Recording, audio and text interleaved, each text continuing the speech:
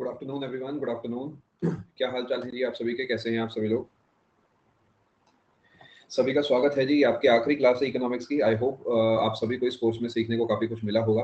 इस क्लास में आपको क्या क्या पढ़ाया जाएगा अभी मैं आपको बताता हूँ। पहले आप एक बार कंफर्म करें आप सभी को आवाज़ साफ आ रही है। मैंने अपनी तरफ से सभी चीज़ें आपको इसके अंदर कवर कराने की कोशिश करी है, इंक्लूडिंग बैंकिंग वाला पोर्शन। जनरली बैंकिंग वाले पोर्शन के लिए आपको बैंकिंग कैटेगरी में जाना पड़ेगा, बट मैंने अपनी तरफ से कोशिश करी है जो बैंकिंग का पोर्शन एसएससी पूछता है वो आपको मैंने इसी के अंदर कवर करा दिया। अलग से आपको उसके लिए कोई कोर्स नहीं लगाना है।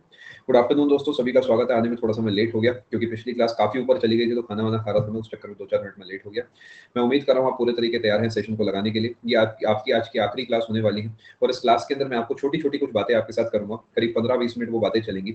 मैं आपको क्या क्या बताऊंगा, कुछ चीजें टैक्सेशन से जुड़ी मैंने डिस्कस करनी ये कराऊंगा। इसके अलावा बैंकिंग से जुड़े कुछ टर्म्स हैं, ये मैं आपको कराऊंगा। आपने सुना होगा एनईएफटी, आरटीजीएस, इसके बारे में कुछ बेसिक डिटेल्स, बहुत ऊपर लेवल तक तो अपन नहीं जाएंगे, बट जैसे एमआईसीआर क्या होता है या फिर नो फ्रिल्स अकाउंट क्या होता है, ये जो टर्मिनोलॉजी एसएससी पूछता है ये आपको पढ़ाई जाएगी। इसके बाद तीसरा जो आपका पार्ट होगा इस सेशन में, जो कि थोड़ा सा लंबा पार्ट होगा, वो होगा एमसीक्यूज का। कुछ एमसीक्यूज मैं आपके लिए लेके आया हूँ जो कि मैं आपको यहाँ पर प्रैक्टिस कराने वाला हूँ। ये एमसीक्यूज पूरी इकोनॉमिक्स में से होंगे और ये दो पोर्शन हम कोशिश करके 30 मिनट्स के आसपास पूरा कर लेंगे। उसके बाद हम कुछ एमसीक्यूज की प्रैक्टिस करेंगे, 1-1.25 घंटे वो प्रैक्टिस चलेगी। उसके बाद मैं आपको फ्री कर दूंगा। ठीक है, चलो शुरू करते हैं जी। बेटा वो जैन यहाँ पर एसएससी पूछता नहीं, इस वजह से वो आपको कवर नहीं कराया जाएगा। एसएससी डायरेक्ट सवाल पूछता है टैक्सेशन से। आप एक काम कर सकते हो, आप उसे खुद पढ़ के जो डाउट्स उसके आते हैं आप वो मुझसे पूछ सकते हो। हम इस तरीके इसका सोल्यूशन निकाल सकते हैं। All the best. चलो शुरू करते हैं जी आज की क्लास। दोस्तों पिछली क्लास में क्या आपको जीएसटी का मतलब समझ आ गया था? क्या आपको डायरेक्ट इंडायरेक्ट टैक्सेस का मतलब समझ आ गया था? क्या आपको सेल्स टैक्स वाला जो एक पूरा टेबल बनवाया गया था वो आपको समझ आ गया था? आई होप आपको वो सब चीजें समझ आ गई होंगी। थोड़ा सा मैं अब डिटेल में आपके साथ जानना चाहूंगा। क्या आप तैयार हैं? चलो शुरू करते हैं जी। सबसे पहले आपको कुछ पता होना चाहिए जीएसटी के बारे में। कल वाली बात हम नहीं करेंगे, हम उससे आगे बढ़ जाएंगे। ठीक है, ध्यान से बात को समझना। एक टैक्स है जीएसटी नाम का, गुड्स एंड सर्विस टैक्स। हम इसके हिस्ट्री के बीच में तो हिस्ट्री के पीछे तो नहीं जाएंगे, ऊपर ऊपर से हम इसे समझने की कोशिश करेंगे। आपको पता होगा एक टैक्स हुआ करता था वैट नाम का, वैल्यू एडेड टैक्स। वैट जो है वो अब रिप्लेस हो चुका है। अब उसकी जगह और कई सारे टैक्सेस की जगह जो है जीएसटी आ चुका है। GST goods and service tax. GST की फुल फॉर्म आपको पता होनी चाहिए, वैसे मैं लिखवा चुका हूँ, फिर भी जस्ट फॉर योर इंफॉर्मेशन लिख देता हूँ। और जो वैट है दिस इज वैल्यू एडेड। आपको जो है बेटा प्रतियोगिता मंत्रा आपको फॉलो करना है। प्रतियोगिता मंत्रा के फॉलो बटन पे आप दबा देंगे तो आप सारी क्लासेस के नोटिफिकेशन आ जाएंगे। उसके अलावा बैच की अगर आप बात करते हैं तो बैचेस में जाना, वहां पर एक आपको बैच दिखेगा, full GK theory and MCQ batch. 15 जून से स्टार्ट होगा। उसके अंदर जितनी भी चीजें आपको दिखनी है वो सब मैं कवर कराऊंगा। पूरी जीके आपको उसमें तैयार कराई जाएगी। Value added tax. अब ये क्या है वैल्यू एडेड टैक्स? आपको पता होगा एक जमाना था जिसमें कुछ जो है टैक्सेस स्टेट लिया करता था, कुछ टैक्सेस जो है सेंटर लिया करता था। इन सभी टैक्सेस को मर्ज करके जो है बना दिया गया है जीएसटी। ये पहली स्लाइड है साक्षी। ठीक है, custom duty also allow business. एक बार बेटा थोड़ा सा डाउट आपको रिफ्रेम करना होगा। बिजनेस इन द कंट्री का मतलब मैं नहीं समझ पाया, थोड़ा सा एक बार रिफ्रेम करें। देखिए जीएसटी और वैट के बीच का डिफरेंस मैं आपको समझाता हूँ। एक्चुअली जो जीएसटी है ये बहुत पुराना कॉन्सेप्ट है। First country to adopt GST was France. France ने 1954 में जीएसटी को अपनाया था। यानी ये जीएसटी का जो कॉन्सेप्ट है कि गुड्स पे भी टैक्स लगेगा, सर्विस पे भी टैक्स लगेगा, एक सिंगल टैक्स होगा, ये फ्रांस से इसकी कहानी शुरू होती है। अपने देश में जो टैक्स है ये आया है 2017 में। 2016 में एक बिल पास हुआ था, एक्ट बना था 101st अमेंडमेंट एक्ट, जिसके तहत हमने जीएसटी को अपनाया और 1 जुलाई 2017 से हमने इसे लागू करा दिया। ठीक है, अब मैं आपको इसके बारे में कुछ चीजें बताता हूँ, ध्यान से समझिएगा। एक कमिटी है जो इससे एसोसिएटेड है, committee associated with GST. I hope आप नोट्स बना रहे हैं। अगर आप साथ साथ बनाते हैं तो, नहीं बनाते हैं तो कोई स्ट्रेस वाली बात नहीं। जीएसटी इसका नाम है केलकर कमेटी। ठीक है, इन्होंने जो है ये प्लान करा 2006 में। ये जो केलकर कमेटी है इसकी रिपोर्ट को सरकार 2006 में किसकी थी, कोई बता सकता है? नहीं, आखिरी क्लास है क्योंकि 2006 में किसकी सरकार थी? यूपीए गवर्नमेंट थी, यानी कांग्रेस की गवर्नमेंट थी, आईएनसी की गवर्नमेंट थी। ठीक है, उन्होंने प्लान करा कि हम जीएसटी लाएंगे, बट किसी वजह से वो जीएसटी जो है नहीं आ पाया और फाइनली कहानी आगे चलती है। बहुत सारी कमिटीज अलग अलग बैठती हैं, फाइनली एक अमेंडमेंट आता है, 101st कॉन्स्टिट्यूशनल अमेंडमेंट एक्ट 2016। जिसके तहत हमने जो है जीएसटी को लागू करा दिया। नहीं, UPA is not equal to INC. UPA is group of various political parties, जिसमें जो मेजोरिटी पार्टी है वो आईएनसी है, यानी INC plus various parties is equal to UPA. Similarly BJP plus various political parties is equal to NDA, national democratic alliance. ठीक है, अब यहाँ पर क्या हुआ, ये 101वां जो अमेंडमेंट एक्ट है 2016 में, ये जो है पास हो गया। ये अगस्त 2016 में पास हुआ और इसके बाद जो है ये आगे बढ़ गई कहानी। और जीएसटी जो है इट वाज इनेक्टेड ऑन 1 जुलाई 2017। ये डेट रट लेना जी, 2016 में एक्ट है और 2017 में लागू हुआ है। 1 अप्रैल को लागू नहीं हुआ, 1 जुलाई को लागू हुआ है। उसका रीजन सिंपल सा था कि 3 महीने दिए गए थे सभी लोगों को इस एक्ट को समझने के लिए, क्योंकि बजट में इसे अनाउंस करा गया था कि ऑफिशियली ये लागू होगा। तो अगर अचानक लागू कर देते तो सीएस, वकीलों के लिए और आम बिजनेसमैन के लिए बहुत दिक्कत हो जाती। तो government gave the time for around 3 months, 1 quarter दिया गया था चीजों को समझने के लिए। बट इसकी वजह से बहुत ज्यादा इश्यूज भी आए, क्योंकि जब वो फाइलिंग करने जाते हैं तो क्या पूरी फाइलिंग जो 1 साल की है वो होती है, आपको पता होगा सारी की सारी फाइलिंग जो है 1 अप्रैल से 31 मार्च तक चलती है। अब प्रॉब्लम ये हुई कि 1 अप्रैल से जो 30 जून तक का टाइम है, इसके अंदर सबने अलग अलग टाइप की फाइलिंग करी। कोई किसी तरीके कर रहा है, कोई किसी तरीके कर रहा है, कोई सेंट्रल एक्साइज के अकॉर्डिंग कर रहा है, और यहाँ पर सबने जीएसटी में करी। तो इसके वजह से भी काफी ज्यादा इश्यूज हुए थे, but again that is a part and parcel of the thing. क्या कर सकते हैं, जो है सो है। ठीक है, अब कई सारे टैक्सेस को इन्होंने सब्ज्यूम कर लिया है, ये मैं लिख देता हूँ आपके लिए। GST subsumed the following taxes। Major का मतलब ये है, बहुत बारीकी में नहीं जा रहा हूँ, पेपर के हिसाब से जा रहा हूँ। कुछ टैक्सेस हुआ करते थे जो सेंट्रल गवर्नमेंट लेती थी। सेंट्रल टैक्सेस सब्ज्यूम्ड, सबसे पहले सेंट्रल एक्साइज ड्यूटी। सब्ज्यूम का मतलब इसने अपने अंदर उसे बसा लिया है, यानी यहाँ पर जीएसटी ने इसकी जगह ले ली है, यानी सेंट्रल एक्साइज ड्यूटी जो है उसे हटा दिया गया है और उसकी जगह जीएसटी लागू हो गया। Service tax, additional customs duty, also known as countervailing, कि थोड़ा सा याद करने वाला डेटा है, ड्यूटी। मेजर टैक्सेस लिख रहा हूँ, सारे के सारे नाम नहीं लिख रहा हूँ, कुछ किताबें इन्हें 5 कहती है, कुछ किताबें 6 कहती हैं, बट हमारे लिए जो मेन है वो पहले 2 हैं, यानी सेंट्रल एक्साइज और सर्विस टैक्स को हटा दिया गया है और उसकी जगह जीएसटी आ गया। कुछ एक्सेप्शंस हैं इसके, बट वो हम लोग नहीं पढ़ते हैं बिकॉज इतना डिटेल में कोई नहीं जाता।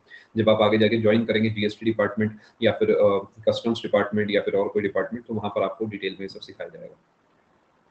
चलें दोस्तों आगे, ये है सेंट्रल टैक्सेस। मेजर लिखा गया है, यानी मेनली जो बड़े बड़े टैक्सेस है वही आपको पढ़ाया जा रहा है, ज्यादा डिटेल में नहीं जाया जा रहा। आगे चलें,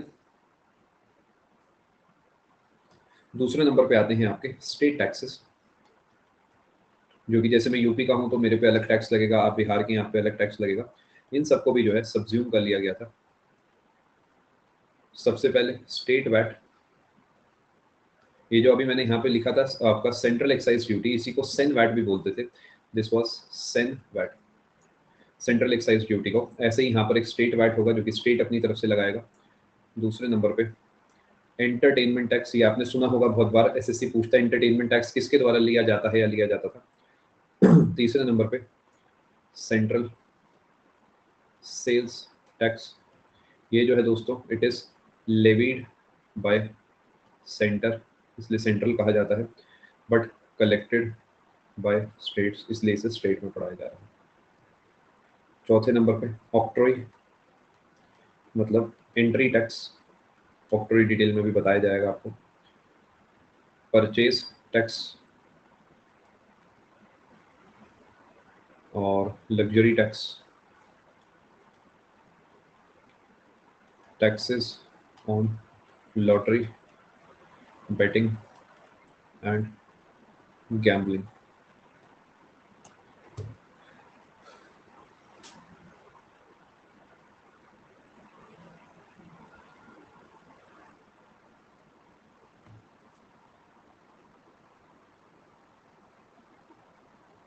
नहीं, ये थोड़ा सा कॉम्प्लेक्स है बेटिंग गैम्बलिंग का, कुछ इलाकों में लीगल है, कुछ इलाकों में लीगल नहीं है।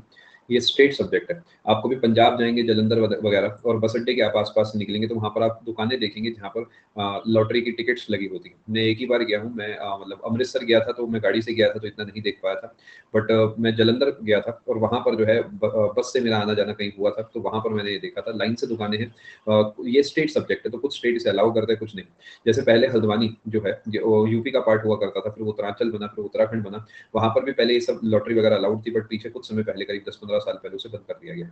चलिए दोस्तों आगे, इस तरीके गोवा में कैसीनोज आप देखेंगे बट आपको दिल्ली में कैसीनोज नहीं दिखेंगे। I hope you understand, that is obviously for the same reason. Octroi का मतलब मैं आपको समझा देता हूँ, उसके बाद आपका आंसर आपको खुद मिल जाएगा। हाँ, सब्ज्यूम का मतलब होता है कि इन्हें अब मैं अपने तरीके चलाऊंगा। सब्ज्यूम का मतलब है कि ध्यान से बात को समझिए कि पहले जो टैक्स लिया जाता था वो स्टेट वाइड के थ्रू लिया जाता था, अब उसकी जगह जो है वो जीएसटी लेगा, यानी इन टैक्सेस को जीएसटी ने अपने अंदर कवर कर लिया, अपनी छत्र छाया के अंदर ले लिया है। इन सभी नामों को हटा के अब इनकी जगह जीएसटी लिखा जाएगा, ठीक है। चले, फॉरेन में है बेटा, हम जो भी पढ़ते हैं इंडिया का पढ़ते हैं यहाँ पर, ठीक है, हम इंडियन इकोनॉमी की बात यहाँ पर कर रहे हैं। चले दोस्तों आगे, क्या आपको इस पूरे पेज का मतलब समझ आ गया एक्सेप्ट ऑक्ट्रॉय? ये ऑक्ट्रॉय मैं आपको समझा देता हूँ, ये इंपॉर्टेंट है बिकॉज पेपर ये 2 से 3 बार पूछ चुका है। एक बार तो सीधा लिख के आता what is an octroi. Octroi क्या होता, नहीं एसजीएसटी नहीं, जीएसटी में, जीएसटी के कई हिस्से होते हैं, तुषार, एसजीएसटी, सीजीएसटी, यूटीजीएसटी और आईजीएसटी, ये अभी मैं आपको थोड़ी देर में बता देता हूँ, आप चिंता न करें। ऑक्ट्रॉय जो है एक ऐसा, बीच में आपने देखा टोल टैक्स लगता है, सड़क पे आप जाओगे और बीच में टोल टैक्स वाले आ जाएंगे, आजकल तो फास्ट टैग वगैरह का कॉन्सेप्ट आ गया, पहले लोग ऐसे ही निकाल लिया करते थे मौका देख के, तो वो टोल टैक्स सबके लिए होता है।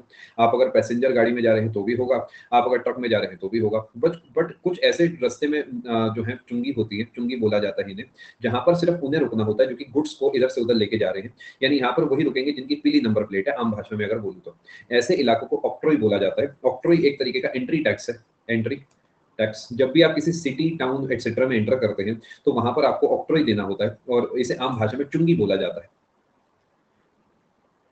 चुंगी बोला जाता है इसे आम भाषा में, ठीक है। अंग्रेजी में ऑक्ट्रॉय एंट्री टैक्स है, किसी भी इलाके में लग सकता है। टोल टैक्स एक अलग चीज होती है, kind of a toll tax, but ये सिर्फ गुड्स एंड सर्विसेज, जो गुड्स लेके जा रहे होते हैं उन्हीं गाड़ियों के ऊपर लगता है। समझ गए जी आप बात को?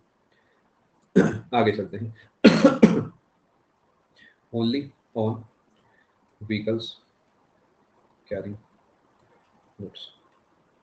स्टेट टू स्टेट भी होता है, टाउन टू टाउन भी होता है, कई वैरायटी होती है। शांतनु, आप कभी नैनीताल जाओ तो रास्ते में आपको दिखेगा एक छोटा सा साइड में अड्डा बना हुआ है, और वो अड्डा आपको नहीं रोकेगा, लेकिन उन्होंने फिर भी हल्का सा बैरिकेड लगा रखा होगा। नैनीताल का बस एक एग्जांपल दिया मैंने, ऐसा बैरिकेड लगा रखा होगा, आप जाओगे आपको लगेगा यहाँ पैसे देने, लेकिन आप चुपचाप निकल जाओगे, आपको लगेगा आप बहुत स्मार्ट हो कि आपने तो पैसे बचा लिए, बट ऐसा कुछ भी नहीं है। तो वो आपको इसलिए नहीं रोकते बिकॉज आप एक पैसेंजर है। यही अगर आप कोई सामान लेके जा रहे होंगे, आप पीली नंबर प्लेट वाली गाड़ी में होंगे, तो डेफिनेटली आपको रोक के आपसे पैसा वसूला जाएगा, ठीक है। जी हाँ बिल्कुल तन्नू, ये बहुत पुराना कॉन्सेप्ट है। आगे चलें, मैं उम्मीद कर रहा हूँ आप ये बात पूरे तरीके से समझ चुके हैं। कुछ चीजें मैं आपको और समझाना चाहूंगा यहाँ पर। जीएसटी के कुछ टाइप्स हैं, ये और अच्छे से समझना। पहला है सीजीएसटी, यानी सेंट्रल जीएसटी। दूसरा है SGST, that is state GST. तीसरा है UTGST, that is union territory GST. और चौथा है आईजीएसटी, जो कि है इंटीग्रेटेड। ये फुल फॉर्म्स आपको पता होनी चाहिए।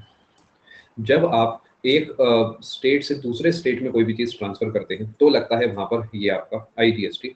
जब आप सेम स्टेट के अंदर ट्रांसफर करते हैं तो उस केस में लगता है आपका ये वाला पोर्शन, सीजीएसटी प्लस आईजीएसटी। मैं लिख देता हूं आपके लिए, अगर आप इंट्रा स्टेट डीलिंग करते हैं तो उस केस में आप पे लगेगा सीजीएसटी प्लस एसजीएसटी।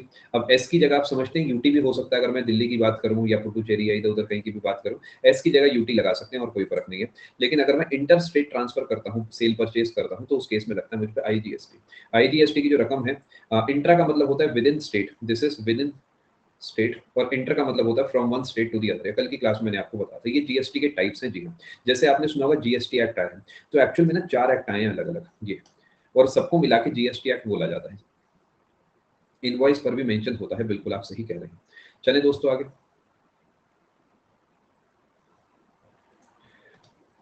आगे चले। कॉमन रेट्स, बैंड या बैंड्स ऑफ। इंट्रा का मतलब होता है विद इन, इंटर का मतलब होता है from one two other.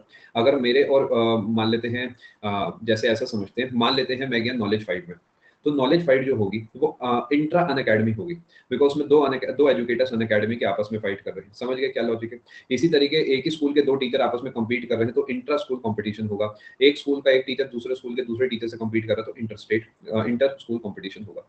Bands of rates of GST 5%, 12%, 18%, 28%। इसके अलावा भी कुछ है, 0% भी है और 3% भी है। इसके अलावा भी एटसेट्रा कुछ और रेट्स हैं, बट जनरली इनका खास इस्तेमाल नहीं करा जाता। जहां से मेन रेवेन्यू जनरेशन होता है वो यहाँ से होता है। जीएसटी एक्ट कहता है आप 0% से लेकर 40% तक कुछ भी रेट ले सकते हो, इससे ऊपर नहीं जा सकते।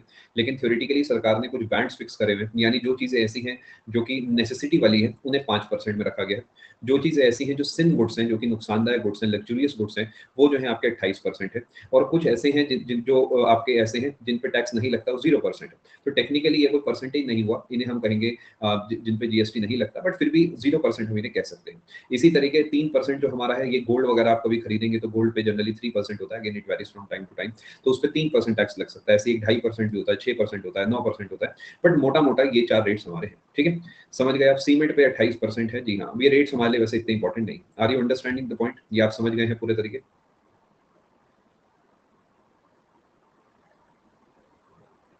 फ्लिपकार्ट पे जीएसटी नंबर होता है तो पैसा क्यों कम लगता है? फ्लिपकार्ट जो है वो मास सेल पे बिलीव करता है। बड़े बड़े शोरूम्स जैसे कि फ्लिपकार्ट ऑनलाइन शोरूम में उसे कह रहा हूँ, वो ज्यादा परसेंटेज ऑफ मार्जिन नहीं रखते, वो वॉल्यूम पे डील करते हैं। दैट इज, अगर मेरा टारगेट है कि अगर मुझे रोज के 100 रुपए कमाने हैं तो या तो मैं ऐसा करूँ कि एक ही ग्राहक से पूरा 100 का नोट कमा लूँ। फ्लिपकार्ट क्या करता है, 100 ग्राहकों से एक एक रुपया कमाता है, जिसकी वजह से ग्राहक भी खुश रहते हैं और फ्लिपकार्ट की भी कमाई होती है। और ये लॉन्ग टर्म बंडल है। आपने नोटिस करा होगा, आज से 4-5 साल पहले बहुत सारी कंपनीज हुआ करती थी, स्नैपडील है, मिंत्रा है, फ्लिपकार्ट है, अमेजॉन है और शॉपक्लूज है, 15-20 कंपनीज हुआ करती थी।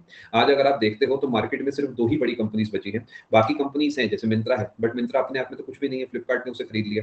तो ये इसलिए करा गया है जिससे कि मार्केट से कंपटीशन खत्म हो जाए। तो फ्लिपकार्ट पहले बहुत ज्यादा घाटे में गया है, यानी उसके जो इन्वेस्टर्स उन्होंने उसे पैसा दिया है, अब धीरे धीरे वो जो है रेवेन्यू जनरेशन जो है अपना चालू करेगा। ऐसे ही काम होता है, हर कंपनी इसी तरीके ग्रो करती है। पहले वो घाटे में जाती है हजारों करोड़, उसके बाद वो रेवेन्यू बनाती है। इसमें लॉस नहीं है कस्टमर का, इसमें मेरे हिसाब से फायदा ही है, बिकॉज दोनों का विन विन सिचुएशन है। आगे चले दोस्तों, क्या आप यहाँ तक की बात समझ गए हैं? आगे चलते हैं जी। अरे भाई, समझ में आ रहा है ना आप लोगों को? एक चीज मैं आपको पढ़ाता हूँ, बढ़िया मजा आ जाएगा आपको सुन के। ये किस किसने पहली बार सुना है? Grandfather clause. पेपर में ऐसे झटके लगते हैं कि ये कभी सुना ही नहीं होता कि अच्छा ये भी होता है। हम पढ़ के जाते हैं बहुत बेसिक डेटा, और ये कभी कभार पूछ लेते हैं। ये क्या है, मैं आपको समझाता हूँ। पहले डेफिनेशन लिखता हूँ। Clause that exempts certain persons or businessmen from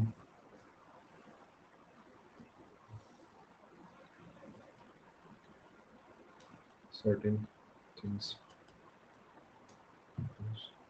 example से समझाऊं, मजा आ जाएगा। ठीक है, ये क्लॉज जो है ना बड़ा पेचीदा क्लॉज है। सबसे पहले, these clauses are controversial but they are quite common around the world।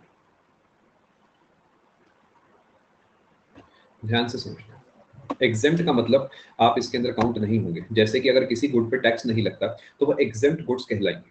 समझ गए? अब इसे समझाता हूँ। एक ऐसा क्लॉज जो कि कुछ लोगों को कहता है कि तुम इस बात को मत मानो, बाकी सबके लिए रूल है।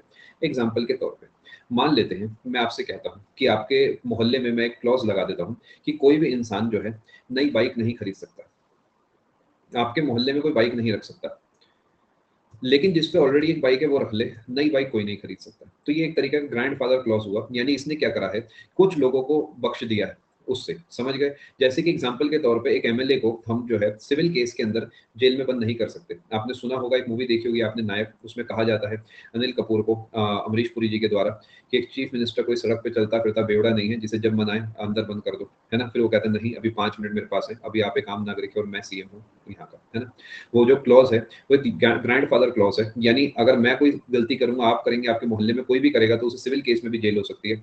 बट एमएलए एमपी को ये सब नहीं हो सकता, तो वहां वहां पर एक एक्सेप्शन दिया गया है। क्या ग्रैंडफादर क्लॉज एक तरीके की प्रिविलेज है, इसी वजह से कंट्रोवर्शियल भी है, लेकिन ये काफी कॉमन है। एग्जांपल के तौर पे एक रूल बना दिया एयरपोर्ट पे कि जो भी बड़े बड़े सेलिब्रिटीज हैं उन्हें सिक्योरिटी चेक से होकर नहीं गुजरना होगा, वो डायरेक्टली जा सकते हैं, है ना। और बाकी सबको सिक्योरिटी चेक से गुजरना होगा, तो ये ग्रैंडफादर क्लॉज हो गया। एक और एग्जांपल, अगर आप एक प्लेयर हैं स्टेडियम में तो आपको मास्क नहीं पहनना, अगर आप एक स्पेक्टेटर हैं, अगर आप मैच देखने गए हैं तो आपको मास्क पहनना है, तो ये ग्रैंडफादर क्लॉज है। अब आप समझ गए शब्द का मतलब क्या है। इसका शब्द का मतलब सिर्फ इकोनॉमिक से जुड़ा नहीं है, ये रियल लाइफ जो आपकी है उसमें कहीं काफी जगह आप इसे लगता हुआ देखेंगे। समझ गए जी क्या कहानी है।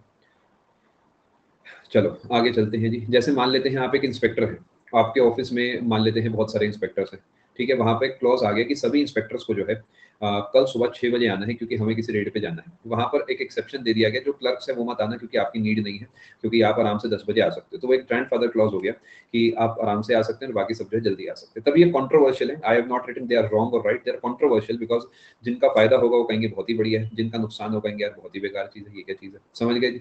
आगे चलें दोस्तों। आगे चलते हैं जी। अब मैं आपको पढ़ाता हूँ बैंकिंग टर्मिनोलॉजी। ये पूरा पोर्शन आपका पैक करा दिया गया है। अब आप अगर चाहें तो लिख सकते हैं हेडिंग बैंकिंग टर्मिनोलॉजी। ये काफी सिंपल चीजें हैं, समझने वाला काम है बैंकिंग टर्मिनोलॉजी। टर्मिनोलॉजी का मतलब टर्म्स होती हैं जिसका आमतौर पर इस्तेमाल करा जाता है। यानी संसार में आप देखेंगे बहुत सारे शब्द ऐसे जो कॉमनली इस्तेमाल करे जाते हैं, वो यहाँ पर आपको पढ़ाए जाएंगे। एग्जाम्पल के तौर पे NEFT क्या होता है, एग्जाम्पल के तौर पे RTGS क्या होता है, ये सब आपको यहाँ पर पढ़ाया जाएगा, ठीक है। सबसे पहली टर्म ये मैं आपको हाथों से ही लिखवाऊंगा जिससे आप इन्हें याद रख सकें फुल फॉर्म्स को। NEFTs national electronic funds transfer. Free के नंबर बढ़ते हैं जब पेपर में, जब ऊपर वाला खुद नहीं आ सकता आपका सिलेक्शन कराने, तो वो ऐसे सवालों को भेजता है। अगर आप इन्हें भी गलत करेंगे तो वही वाली बात होगी कि दरवाजे पे लक्ष्मी आई टीका करने और मैं मुंह धोने चला गया, और बस तब तक लक्ष्मी जा चुकी थी। क्योंकि ये सवाल बिल्कुल फ्री के नंबर बांटने वाले सवाल है, तो ये कभी भी गलत नहीं होने चाहिए। NEFT क्या होता है, एक ऐसा तरीका है, एक ऐसा प्रोविजन है जो कि आपका बैंक्स के अंदर इस्तेमाल आप करते हैं एक खाते से दूसरे खाते में पैसा भेजने के लिए। और ये जो है मेनली इस्तेमाल होता है इंटर बैंक ट्रांसफर्स पर। ये ध्यान रखिएगा। यानी अगर मुझे पैसा भेजना है आईडीबीआई बैंक से आईडीबीआई बैंक में, तो यहाँ पर NEFT नहीं करी जाएगी, ये सिंपल ट्रांसफर वाउचर के थ्रू काम हो जाएगा। इसका रीजन ये है दोस्तों कि अगर आईडीबीआई बैंक का कोई असिस्टेंट मैनेजर वहां बैठा हुआ है और मेरा खाता आईडीबीआई में है और आपका खाता भी आईडीबीआई में है, तो क्या उसके पास दोनों बैंक की पूरी डिटेल है, दोनों अकाउंट्स की पूरी डिटेल है? बिकॉज वो इजीली चेक कर सकते हैं कि अच्छा ये खाता भी सही है, ये भी सही है, क्योंकि उनके सॉफ्टवेयर में, जिसे फिनाकल बोला जाता है, उसके अंदर सबका पूरा डेटा उन्हें मिल जाएगा। बट क्या अगर मुझे आईडीबीआई बैंक से ट्रांसफर करना है HDFC बैंक में, तो आईडीबीआई बैंक के ऑफिसर को क्या अलाउड है HDFC बैंक का डेटा देखना? It is simply not possible, उसका एक्सेस ही नहीं है HDFC के डेटा पे। तो इसका तरीका ये होता है कि आईडीबीआई इस पैसे को किसी थर्ड बक्से के अंदर बंद करेगा, NPCI का बक्सा होगा, ठीक है। अभी के लिए आप इस शब्द को इग्नोर करें, बस ध्यान से सुनते जाएं। और यहाँ से ये पैसा जो है HDFC के पास ट्रांसफर होगा। इनके पास पूरा ज्ञान होगा आईडीबीआई का भी, इनके पास पूरा ज्ञान होगा HDFC का भी। क्या आप बात को समझ पाए? इस तरीके काम करता है। इसी वजह से आप कभी भी NEFT कराएंगे तो NEFT takes around 1 hour, 30 minutes, 15 minutes, 2 hours, it depends, है ना। इसी वजह से समय लगता है आपका NEFT होने में। समझ गया? यहाँ तक की बात आप समझ पाए दोस्तों? आगे चलते हैं। बॉक्स के बारे में दोबारा बताते हैं। Yes, it is the payment gateway, this is the payment gateway. क्या होता है, देखो मेरी बात दोबारा दोबारा सुनो। कोई बता सकता है NPCI क्या है? ये मिनिमम अमाउंट कुछ फिक्स नहीं है संस्कृति, इसका मैक्सिमम अमाउंट 2 लाख रुपए है। NPCI, चलिए अभी इसके बारे में आपको बताऊंगा। National payment corporation of India, ठीक है, बहुत बढ़िया, शाबाश। ये हुई ना बात यार, नेशनल पेमेंट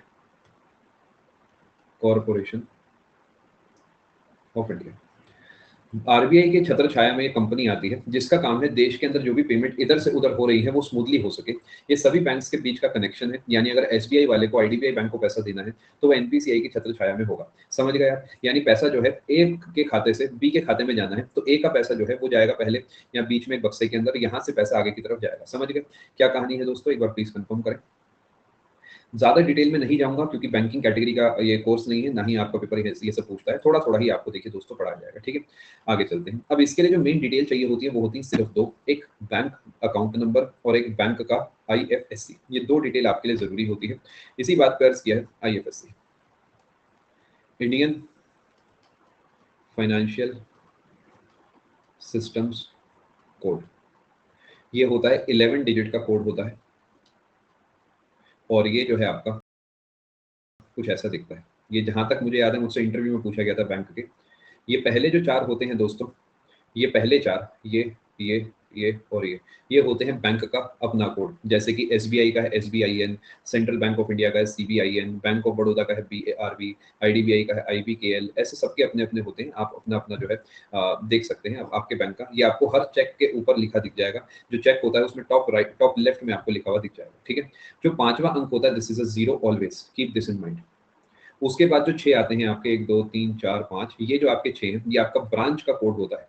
यानी अगर आप एसबीआई के अंदर कर रहे हैं तो पहले 4 से तो पता लग रहा है बैंक एसबीआई है, और अगले 6 से पता लग रहा है कि कौन सी ब्रांच है। फॉर एग्जांपल आप बर्तन बाजार में कर रहे हैं, या फिर आप करोल बाग वाली ब्रांच में कर रहे हैं, या फिर आप कहीं पर भी कर रहे हैं, समझ गए। तो बैंक और ब्रांच करके ध्यान रख सकते हैं। बैंक जीरो ब्रांच 11 डिजिट का कोड है, और अल्फा न्यूमेरिक होता है। अल्फा न्यूमेरिक का मतलब इसके अंदर अल्फाबेट्स भी आते हैं और नंबर्स भी आ सकते हैं। एग्जाम्पल के तौर पे अगर आप बात करते हैं आईडीबीआई की, तो आईडीबीआई के अंदर क्या चलता है कि जो एसओएल आईडी होती है, सोल आईडी उसे हम बोलते हैं, उसके अंदर क्या होता है आखिर, मतलब ये न्यूमेरिक होता है। जैसे एग्जांपल के तौर पे मुरादाबाद की जो ब्रांच है उसका है, मान लेते हैं 121, 122, 1839, 1845, इस तरीके। लेकिन अगर आप बैंक ऑफ बड़ौदा में जाएंगे तो वहां पर क्या होगा, वहां पर आपको ये अल्फाबेट्स में दिखेगा। जैसे एग्जांपल के तौर पे आप मुरादाबाद में करेंगे तो MORADA लिख देगा। अगर आप मान लेते हैं बरेली करेंगे, BARELI, ऐसा कुछ भी बना देगा। समझ गए क्या फर्क है? I hope you are understanding everything. अगर वो कोड मान लेते हैं 120 है तो उसके अलावा बाकी सब जीरो भरने पड़ेंगे, ऐसा चलता है। आई होप आप पूरे तरीके बात समझ चुके हैं। ये पेमेंट में टाइम मांगता है, जी हाँ, बिल्कुल टाइम लगता है इसमें। Why bank employee always ask it is zero or open? He should not ask. Never. He should not ask if this is a zero. If he asks, this is something wrong. गलत बात है। अगर आपसे किसी bank employ ने 5वां अक्षर पूछा, दिस इज बैड। नहीं, गलत बात है, उनकी गलत बात है, बिकॉज वो बैंक में बैठे, उन्हें पता होना चाहिए 5th digit is always zero. हाँ डेफिनेटली, ये वाले में से अगर आपसे उन्होंने कोई पूछा हो तो वो जेन्युइन क्वेश्चन है, but 5th is always zero. अगर मुझे पता है एक एजुकेटर को जिसका बैंक से कोई लेना देना नहीं है, तो उन्हें जरूर ये पता होना चाहिए। आगे चलते हैं, ठीक है जी, आगे चलते हैं। NEFT बता दिया गया है, IFSC बता दिया गया है, और अब जो है, हाँ मैं बैंक में था यार, ये अंदर की बात है, पब्लिक में नहीं बताना होता है ऐसा। अभी के लिए मैं सिर्फ एक एजुकेटर हूँ 3 बजे तक। RTGS, real time gross settlement, ये बड़े अमाउंट्स के लिए करा जाता है। 2 लाख से ऊपर के जो अमाउंट्स होते हैं उसके लिए करा जाता है, और ये इंस्टेंट होता है। काफी हद तक NEFT जैसा ही है, बस फर्क ये है कि उसके अंदर जो है छोटा अमाउंट होता है, इसके अंदर बड़ा अमाउंट होता है। फर्क आप समझ गए क्या है? कि मान लेते हैं मुझे 10 लाख रुपए ट्रांसफर करने हैं, तो NEFT से भी हो सकते हैं वो। Keep this in mind, theoretically it can be done through NEFT also, but RTGS के थ्रू वो करा जाएगा, बिकॉज इट्स लाइक इंस्टेंट। जैसे UPI वगैरह आपने देखा ना, पेटीएम वगैरह कभी भी देखो, तो पेटीएम करा है तो ऐसा नहीं कि समोसा खा लिया और समोसा उधर पच रहा है, उधर 5 रुपए जा रहे हैं, हाथों हाथ होता है ना। और इसी तरीके RTGS भी इंस्टेंट होता है, समझ गया? अगर इसमें कोई गलती होती है तो कोई घर वापसी नहीं है। अगर आपने गलती से गलत अकाउंट नंबर डाल दिए है तो वो पैसे गलत खाते में चले गए हैं। आपको बहुत लंबा प्रोसीजर फॉलो करना होता है, तब जाके वो पैसे आपके वापसी आते हैं, और उसके भी चांसेस थोड़े से कम होते हैं, बिकॉज उसके लिए आपके बैंक को उसके बैंक से बात करनी पड़ेगी और उसके पैसे को डेबिट फ्रीज करना पड़ेगा। और आपको पता है बैंक वाले इतने इच्छुक होते नहीं इतनी मेहनत के, तो बड़ा मुश्किल हो जाता है। RTGS आप जो है 2 लाख से ऊपर की कर सकते हैं, NEFT आप किसी भी अमाउंट की कर सकते हैं। संस्कृति, जनरली स्पीकिंग RTGS 2 लाख से ऊपर के करते हैं, और 2 लाख से नीचे के अमाउंट की NEFT करते हैं। उसका रीजन ये है कि NEFT में अगर मुझे 6 लाख रुपए ट्रांसफर करने हैं तो बिना बात 1 घंटा खराब होगा, तो मैं RTGS से ही कर दूंगा कि हाथों हाथ पैसे पहुंच गए। तो इसलिए बड़े ट्रांजेक्शन के लिए RTGS और छोटे के लिए NEFT का इस्तेमाल किया जाता है। आगे चलते हैं जी। कुछ शब्द मैं आपको नहीं पढ़ाऊंगा कि कैशबैक क्या होता है, ये बैलेंस ट्रांसफर क्या होता है, ये सब आपको ऑलरेडी पता है। कोलैटरल आपको पता है, ये सब मैं आपको नहीं पढ़ाऊंगा। कोलैटरल के बारे में आपको अच्छा खासा ज्ञान है। जो मैं मेन चीजें हैं वो आपको पढ़ाना चाहूंगा। एक चीज होती है फिक्स्ड रेट, एक चीज होती है फ्लोटिंग रेट। ये सब क्या है, आराम आराम से समझना। आपने कई बैंक्स में सुनी होगी अलग अलग तरीके की FDs आती हैं, वो कहते हैं कि फ्लोटिंग रेट वाली कर लो, फिक्स्ड वाली कर लो। फिक्स्ड वाली में तो क्या होता है जी, लॉक हो गया। आपने आज मेरे साथ एक डील करी और वो पूरे के पूरे टेन्योर में फिक्स रही, यानी रेट इज लॉक्ड ड्यूरिंग या through out the entire tenure. ये डिजिट को समझा नहीं बेटा, एक बार दोबारा थोड़ा सा एक्सप्लेन करो अपना doubt. Locked through out the tenure, FD is fixed deposit. Floating is, बिल्कुल आप सही लिख रहे हैं, नॉट फिक्स्ड। फ्लोटिंग में क्या चलता है, that change during the tenure. Generally speaking जो बैंक FD करता है वो इस पे करता है, जो बैंक लोन देता है वो इस पे देता है। जनरली स्पीकिंग ये बैंक टू बैंक वेरी करता है टोटली। एक सिंगल बैंक फिक्स्ड रेट पे भी एफडी कर सकता है, फ्लोटिंग पे भी कर सकता है। ये इकोनॉमी के हिसाब से फ्लोटिंग चेंज होता रहता है, ये जो है फिक्स रहता है। समझ गए जी?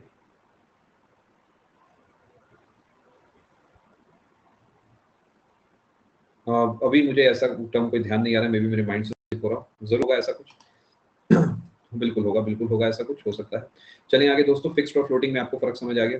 नहीं आया, ध्यान से सुनो। अगर मैंने बैंक के साथ एक एफडी करी और आज बैंक का एफडी का रेट है 6% और मैंने मान लेते हैं 5 करोड़ साल की एफडी करी, तो बैंक वालों ने कहा कि 5 करोड़ साल तक आपको 6% पे इसका सालाना ब्याज मिलता रहेगा। दूसरे नंबर पे अगर मैंने फ्लोटिंग रेट पे जो है डिपॉजिट करी है, तो उस केस में क्या होगा कि अगर आज 6% है और कल ये 5.5 हो गया तो मुझे 5.5% पे मिलेगा, कल ये 6.5 हो गया तो 6.5 पे मिलेगा। यानी जैसे जैसे वो चेंज होता रहेगा वैसे वैसे मेरा ब्याज जो है ऊपर नीचे होता रहेगा। इसी वजह से जो लोन्स है फ्लोटिंग पे दिए जाते हैं, कि अगर मान लेते हैं बैंक रेट बढ़ गया तो उस केस में आपको जो है ज्यादा किस्त पे करनी पड़ती है। समझ गया क्या कहानी है दोस्तों? आगे चलते हैं जी, आगे बढ़ते हैं जी। एक चीज होती है नो फ्रिल्स अकाउंट। ये क्या है जी? No minimum balance. सुना होगा आपने, जीरो बैलेंस अकाउंट्स भी कहा जाता है इन्हें। कई लोग कहेंगे सर यही जनधन खाता है। नहीं, जनधन खाता इसका एग्जाम्पल है। समझ गए? फर्क समझ गए क्या है? नो फ्रिल, फ्रिल का मतलब रुकावट, यानी आपको टेंशन नहीं लेनी है, मिनिमम बैलेंस ये वो कोई टेंशन नहीं है। जैसे जनरली क्या होता है कि एक बैंक के अंदर आप खाता खोलते हैं तो मिनिमम 2,500 5,000, अलग अलग बैंक का अलग अलग रूल है, रूरल एरियाज में कम, अर्बन एरियाज में ज्यादा। इस तरीके का चलता है। जैसे एचडीएफसी में खाता खुलवाओगे तो उसमें मिनिमम 10,000 है, एक 25,000 वाला भी है, एक शायद 1 लाख वाला है। तो मिनिमम वाले में जैसे 10,000 वाला है तो उसमें कंडीशन लगा देंगे कि भाई आपको जो है क्रेडिट डेबिट कार्ड के हर साल के पैसे देने हैं। लेकिन अगर आप 25,000 वाला खुलवाओगे तो उसमें आपको वो नहीं देने हैं। ऐसा बहुत कुछ चलता है। तो फ्रिल्स का मतलब आप समझ गए कि कोई मिनिमम बैलेंस की कोई यहाँ पर कंडीशन नहीं है। लेकिन ऑब्वियसली इसके पीछे कुछ रहस्य भी है। जैसे कि आप बहुत ज्यादा ट्रांजेक्शन नहीं कर सकते, इससे ज्यादा बैलेंस नहीं रख सकते। ये उनके लिए है जो कि ज्यादा पैसों में डील नहीं करते हैं। जैसे कोई बस सेविंग खाता खोल के बैठ गया, जैसे हर महीने 700 1000 रुपए 2000 रुपए जोड़ने हैं, ज्यादा निकालने डालने नहीं है, तो उनके लिए खाता होता है। ठीक है जी। मैंने ज़्यादा टाइम बैंक में जॉब नहीं करी थी, लेकिन हाँ इतनी कर ली थी कि मैं सब चीज़ें सीख गया था, उसके बाद मैं छोड़ के भाग आया था वहाँ से। आगे चलते हैं, कभी सुनाएँगे आपको अपनी कहानी। कई सारी चीज़ें ऐसी हैं जो मैंने आपको नहीं बता रखी, मैं आपको जो है किसी दिन फुर्सत में बताऊँगा। आगे चलते हैं जी। इसके बाद आरटीजीएस मैंने आपको बता दी, केवाईसी ये तो आपको पता ही होगा, आएगा ज़रूर आएगा। अच्छे दिन जैसे ही आएँगे उससे अगले दिन। Know your customer, know your customer ये जो है क्या है जी? Know your customer. Know your customer basically आपकी डिटेल्स आपके बैंक को पता होनी चाहिए। केवाईसी नॉर्म्स बैंक के लिए होते हैं जिससे बैंक आपको जान सके। एग्जाम्पल के तौर पे, जैसे कि आपका पैन कार्ड अगर बैंक मांगता है तो क्या वो आपके सारे के सारे फाइनेंशियल ट्रांजेक्शन चाहता है देखना? जी हाँ, वो चाहता है कि आप जो भी काम करें सरकार के पास वो इन्फॉर्मेशन जानी चाहिए। इसी के साथ अगर वो आधार कार्ड मांगता है तो आपकी आइडेंटिटी मांगता है। इस तरीके की ये जो चीजें होती हैं इन्हें केवाईसी बोलते हैं। पेटीएम में भी आपने देखा होगा, वो कहेगा जी पहले केवाईसी अपडेट करो, उसके बाद ही मैं तुम्हें मनी ट्रांसफर करने दूंगा। समझ गए? आगे चले, आगे चलते हैं जी। केवाईसी की फुल फॉर्म मैंने आपको बता दी है। आप नहीं नहीं, मैं किस चीज़ की तैयारी नहीं करता यार, मैं बस आपको पढ़ाने की तैयारी करता हूँ। पढ़ता मैं अभी भी बहुत हूँ, ये बात आपकी सही है, बट मैं पढ़ाने के लिए पढ़ता हूँ। आगे चलते हैं जी। अब आता है जी एपीआर। अब अपना बुढ़ापा आ गया, अब क्या करेंगे तैयारी। Annual percentage rate. What is this annual percentage rate? आराम आराम से समझाता हूँ। आपने सुना एफडी का रेट 6% और एफडी का रेट 5.5%, ये एनुअल परसेंटेज रेट है। कैसे है सर ये? अरे रेट है ना, परसेंटेज में है ना, और सालाना रेट है ना, बस कहीं पर भी इस टर्म का इस्तेमाल हो सकता है। यानी आपका एफडी का एपीआर कितना है? 4.5%। आपका बैंक की एफडी का एपीआर कितना है? 5.6%। यानी it is a general term जिसका कहीं पर भी इस्तेमाल करा जा सकता है। समझ गए जी आप बात को? आगे चलते हैं। ओवरड्राफ्ट का मतलब आपको पता है, लिक्विडिटी का मतलब आपको पता है, मॉनेटरी पॉलिसी का मतलब आपको पता है, प्लास्टिक मनी आपको मैं बताना चाहूंगा, ये पेपर दो से तीन बार पूछ चुका है।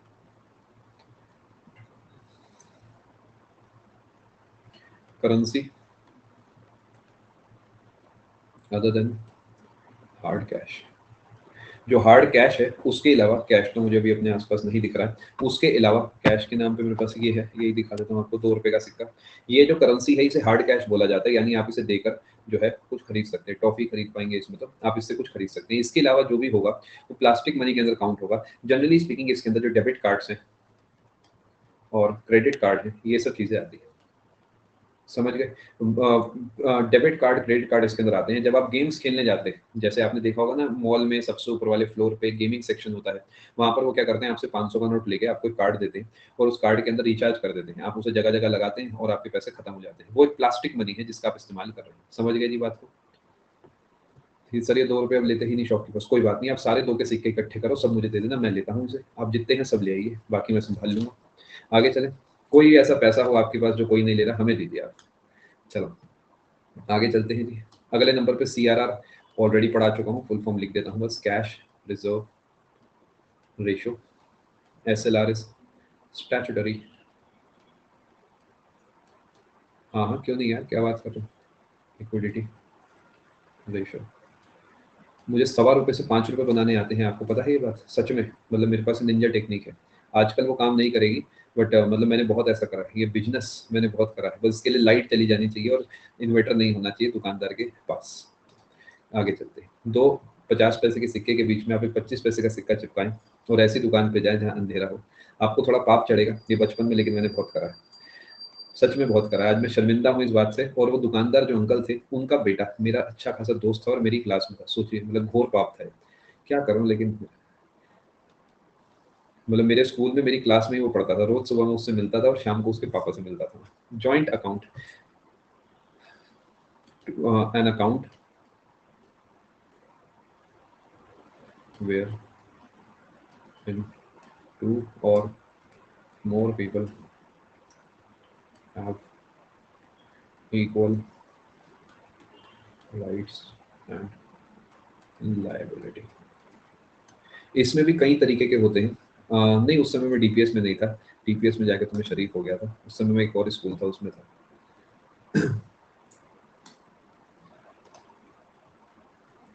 जो सब स्कूल के बच्चे एक जैसे होते हैं, कोई फ़र्क नहीं, सभी बहुत शैतान होते हैं। जॉइंट अकाउंट में कई वैराइटीज़ होती हैं। पहला आपने सुना होगा either or survivor. Have you ever listened heard this term, either or survivor? What does this mean? ये आपको पता होना चाहिए। जब आप बैंक जाते हैं और जॉइंट अकाउंट खुलवाते हैं, तो उसके कुछ कुछ एग्जांपल्स मैं आपको देता हूँ। मान लेते हैं ए और बी ने एक साथ खुलवाया। आइदर और सर्वाइवर का मतलब होता है कि जब तक दोनों जिंदा हैं तब तक आइदर यानी कोई भी इससे पैसे निकाल सकता है। यानी जब वो चेक आएगा तो चेक में क्या होगा, ए का भी साइन चल जाएगा और बी का भी साइन चल जाएगा। सिर्फ ए का भी साइन वहां पे चल जाएगा और सिर्फ बी का भी साइन वहां पे चल जाएगा। Are you understanding? Please try to understand these things, क्योंकि आगे चल के ये सब आपके जीवन से जुड़ने वाला है। आप भले ही अभी इतना फाइनेंशियली लिटरेट नहीं है, यूज नहीं है, बट लाइफ यही है यार, ये नहीं पता तो क्या पता।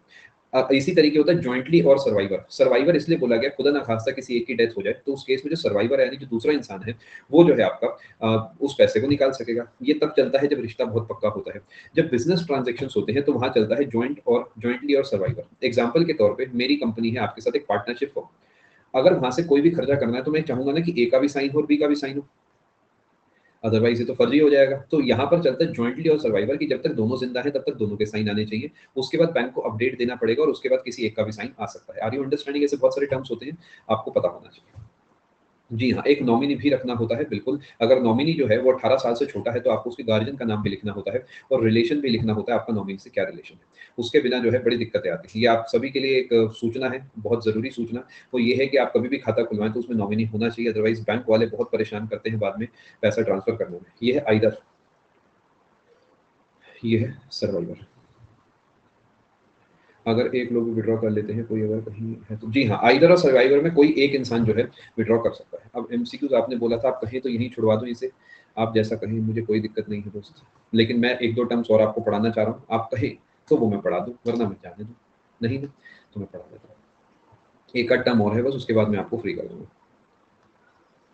हाँ, हाँ, पढ़ाऊँगा। ये तो बस मैं ऐसे बच्चे को टॉर्चर कर रहा हूँ, पढ़ाना तो मैंने है ही। जो मैं टर्म्स अपने पास सोच के हैं वो तो सारी मैं लिखवाऊँगा ही। ये तो साइड बाय साइड में टॉर्चर करता हूँ बच्चों को। चलें आगे दोस्तों।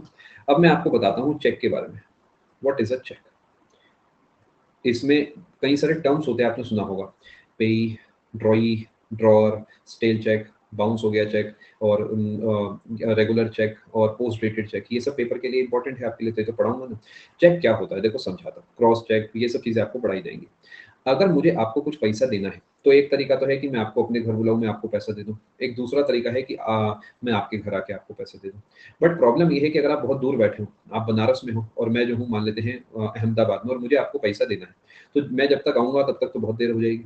तो इसका एक तरीका होता है कि मैं आपको चेक काट के दे सकता हूँ। मान लेते हैं आप मुझे कभी मिले थे और मैंने आपको चेक काट के दे दिया था, इस चेक को आप वहाँ के बैंक में देंगे और बैंक वाले आपको पैसा दे देंगे। यानी अगर एक सैंपल चेक मैं आपके सामने बना के दिखाता हूँ, तो चेक जो है कुछ ऐसा दिखता है, इसमें कुछ बेसिक चीजें होती हैं। सबसे पहले यहाँ पर आपको वो देता है बैंक का डिटेल, अलग अलग बैंक का अलग अलग फॉर्मेट होता है। मैं एक जनरल आपके सामने फॉर्मेट दूंगा, ठीक है, बिल्कुल जनरल हो सकता है, आपका चेक थोड़ा सा इससे अलग हो, बट जनरली यही चलता है। यहाँ पर बैंक की बेसिक डिटेल होती है, नाम और एड्रेस वगैरह, और यहाँ पर जो है उनने आईएफएससी कोड मेंशन करा होता है। आईएफएससी कोड 100% हर चेक पे होगा, आप चेक कर सकते हैं। उसके बाद यहाँ पर जो है डेट होती है, डेट जो है आपकी डीडी एमएम वाईवाई फॉर्मेट में होती है। इसके बाद यहाँ पर लिखा होता है कुछ बात, और उसके बाद यहाँ पर एक लंबी सी लाइन होती है, ठीक है। यहाँ पर ये लिखा होता है किसे पैसा देना है वो। इसके बाद यहाँ पे रुपीज लिखा होता है। उसके बाद यहाँ पे एक लंबी सी लाइन होती है आगे तक, और उसके बाद एक नीचे यहाँ से यहाँ तक लाइन चल रही होती है। इसके बाद क्या होता है, यहाँ पर आपका नाम होता है जो जिसका खाता है, और उसके बाद यहाँ पर एक स्पेस होता है जिसमें आप साइन करते हैं। कई बैंक्स के अंदर यहाँ पर भी कुछ डिटेलिंग दे रखी होती है, जैसे कि खाता नंबर वगैरह, ये सब यहाँ लिखा होता है। उसके बाद नीचे यहाँ पर एक अंक होता है जो कि 6 अंक का होता है, और यहाँ पर भी कई सारी चीजें लिखी होती है। अभी के लिए मुद्दे की बात पे चलते हैं। देखिए इस चेक पे ये जो है, ये है बैंक डिटेल्स, ये जो है आपका, ये है आपका डेट, ये जो है जिसे पैसा दिया जाएगा, to whom it will be paid, ठीक है। यहाँ पर होता है अमाउंट इन वर्ड्स, यहाँ पर आपका होता है एक और बक्सा होता है दोस्तों, यहाँ पर ये होता है अमाउंट इन डिजिट्स, ठीक है। सब बताता हूँ बेटा। उसके बाद यहाँ पर ऐसी इन्फॉर्मेशन होती है, हर बैंक में ऐसा नहीं होता, किसी में होती है किसी में नहीं होती है। अरे भैया तुम सब कुछ पहले ही पूछ लो, अरे अभी तुम पूछ लो, ये सब छोड़ो, गया चेक, तुम अपना बताओ, पहले पहले डाउट्स क्लियर कर देता हूँ बिना पढ़ाए, निंजा टेक्निक हो जाएगी, है ना। अरे बेटे पढ़ लो, सब बताऊंगा यार मैं तुम्हें अभी के अभी सब कुछ जानना है। यहाँ पर जो है ये चेक नंबर होता है, और यहाँ पर MICR कोड वगैरह कई सारी चीजें होती है। MICR क्या भी लिखवा दूंगा, ठीक है, मैग्नेटिक इंक कैरेक्टर रिकॉग्निशन। पहले मैं समझाता हूँ कैसे क्या चलता है। देखिए पहले तो MICR की फुल फॉर्म लिख देता हूँ, this is magnetic ink character recognition. इसके सहारे पता लगता है कि जो चेक है कौन सी बैंक का है, कौन सी ब्रांच का है, ये सब इन्फॉर्मेशन इसके अंदर छुपी होती है। क्या बात को आप समझ पाए। MICR जो है ये आपको पता होना चाहिए, ये बेसिकली एक ऐसा कोड होता है जिससे आप लोकेट करते हैं बैंक की ब्रांच को, और ये जो है दोस्तों एक 9 डिजिट कोड होता है। ये बैंक टू बैंक वेरी करता है, ठीक है। जनरली तीन साइड बैंक बना देते हैं कि एक बैंक का नाम बताएगा, एक ब्रांच का नाम बताएगा, एक सिटी का नाम बनाएगा, थोड़ा सा वेरिएबल है। वैसे 9 डिजिट कोड होता है, ये बिल्कुल फिक्स है, ठीक है जी। आगे चले, अब मैं आपको थोड़ा सा चेक के बारे में समझा देता हूँ। देखिए एक शब्द है पेई। अब मैं आपसे एक सवाल पूछूंगा, हमेशा की तरह मैं हमेशा ऐसे ही करता हूँ। मान लेते हैं बैंक का नाम है ए बैंक, और बी को पैसा देना है और सी ने साइन करा है। चैट आपकी ऑफ करी जा रही है। सी ने साइन करा है, मान लेते हैं मैंने साइन कर रखी है बी को पैसे देने के लिए। ए बैंक के पास मेरा पैसा रखा है। आपके हिसाब से इनमें पेई कौन है? Option number A, option number B, option number C, और option number D. I have no idea sir जी। ईमानदारी से आंसर देंगे तो मुझे काफी अच्छा महसूस होगा। पोल का करेक्ट आंसर अभी नहीं खोला जा रहा है due to some reasons. 3 poll खोले जाएंगे आपके लिए, 31, 31, 38। Everyone has some idea, even if it is wrong they have an idea. Very good. Payee वाले केस में जो आपके आंसर्स आए हैं वो आए हैं 21, 30 और 37। ये पेई वाले का आप लोगों ने आंसर दिया। अगला सवाल दोस्तों मैं आपसे पूछना चाहूंगा वो ये है कि इनमें ड्रॉवर कौन होगा? ड्रॉवर कौन होगा? सेम पोल, और देखिए आप क्या आंसर देते हैं। Be honest.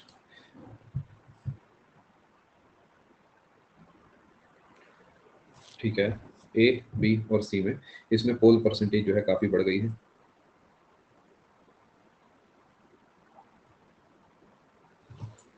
ये आई है जी आपकी 18, 62, और ये कुछ आपकी वही होगी 20 के आसपास कुछ होगी। तीसरा सवाल, ड्रॉई कौन है?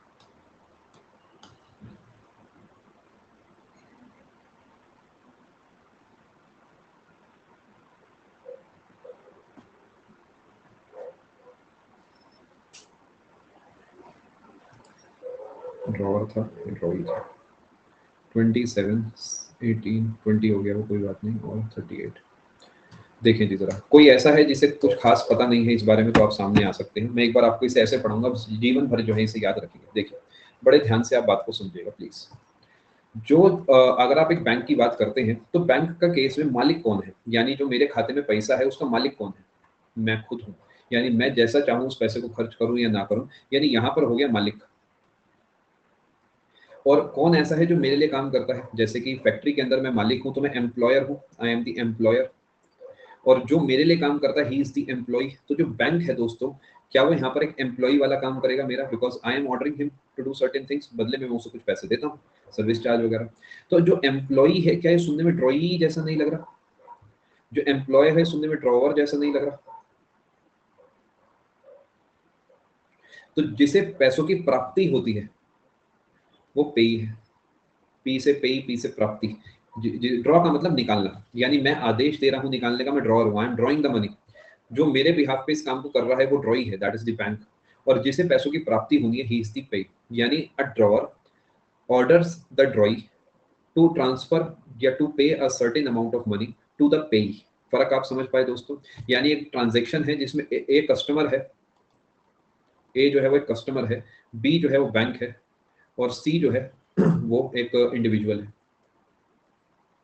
तो ये जो कस्टमर है, जो मालिक है, ये आपका ड्रॉवर है, ये आपका ड्रॉई है, और ये जो है आपका पे है। क्या समझ पाए दोस्तों? नहीं आया समझ? दोबारा समझाता हूं। मेरा खाता है, बताओ किस बैंक में खोलूं? मेरा खाता मान लेते स्विस बैंक में है। एक चेक है, तुमने कभी देखा नहीं होगा, मैंने देखा एक चेक स्विस बैंक का। स्विस स्विस बैंक में मेरा खाता है और मेरा नाम है राहुल। और आपने मुझे कहा सर जी कुछ पैसा चाहिए। मैंने कहा बता बेटा कितना पैसा चाहिए? सर जी ज्यादा नहीं, बस 1 करोड़ रुपया दे दो। मैंने कहा छोटी बात कर दी, इतने के लिए चेक वेस्ट करा रहे हो आप? मैंने कहा चलो कोई बात नहीं, ठीक है। तो मैंने यहाँ पे लिखा कि मिस्टर ए को जो है 1 करोड़ रुपए दे दो अभी के अभी, वेलकम टू गोवा सिंह। और यहाँ पर भी मैंने ऐसे ही लिख दिया। तो अब एक सवाल रास्ते में पूछा मुझसे लोगों ने कि इसमें ड्रॉअर कौन है, तो ही इज द ड्रॉअर। इसमें ड्रॉई कौन है, ही इज द ड्रॉई, यानी द बैंक इज द ड्रॉई। इसमें जो पेई है वो कौन है, ये। क्या अब आपको बात समझ आ गई? चलो यहाँ तक अगर आप समझ चुके हैं तो आगे चलता हूँ। अब मैं आपको समझाता हूँ टाइप्स ऑफ चेक्स। अच्छा, अगर आपको लगता है कि मैं सब ऐसे ही पढ़ा रहा हूँ तो ऐसा कुछ भी नहीं है, ये डेटा बहुत ज्यादा इंपॉर्टेंट है आपके लिए, आपको बहुत अच्छे से पता होना चाहिए। टाइप्स ऑफ चेक्स, कई तरीके के चेक्स होते हैं। शुरू करते हैं। मैं आपको 1 मिनट का ब्रेक दे रहा हूँ दोस्तों, आप प्लीज सेशन में बने रहें। मैं पानी पी लेता हूँ यार, पानी लाना मुझे ध्यान नहीं रहा क्लास से पहले। बस 1 मिनट में वापसी आता हूँ, आप प्लीज सेशन में बने, ठीक है? मेरा प्लान नहीं था ब्रेक का, बट गला जो है थोड़ा सा सूख रहा है। आप मुझे 1 मिनट दीजिए प्लीज।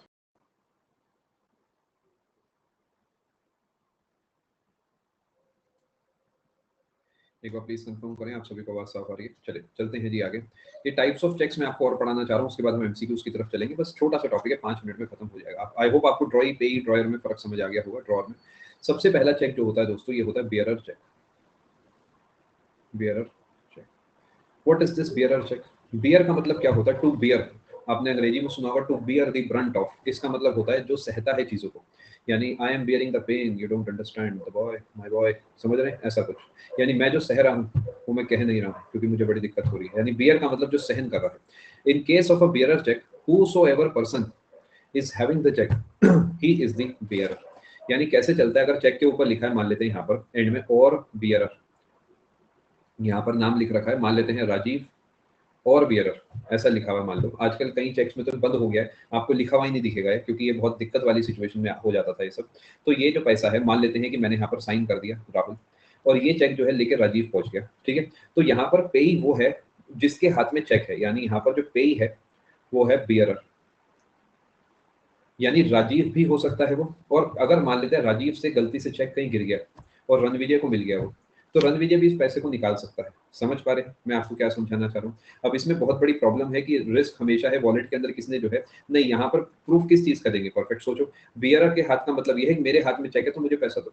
जैसे पैसे जो होते हैं उस पर क्या लिखा होता है नोट पे? प्लीज पे दी बियरर, या फिर मैं वादा करता हूँ धारक को कि उसे 10 रुपए दूंगा, यही तो लिखा होता है। Nothing nothing.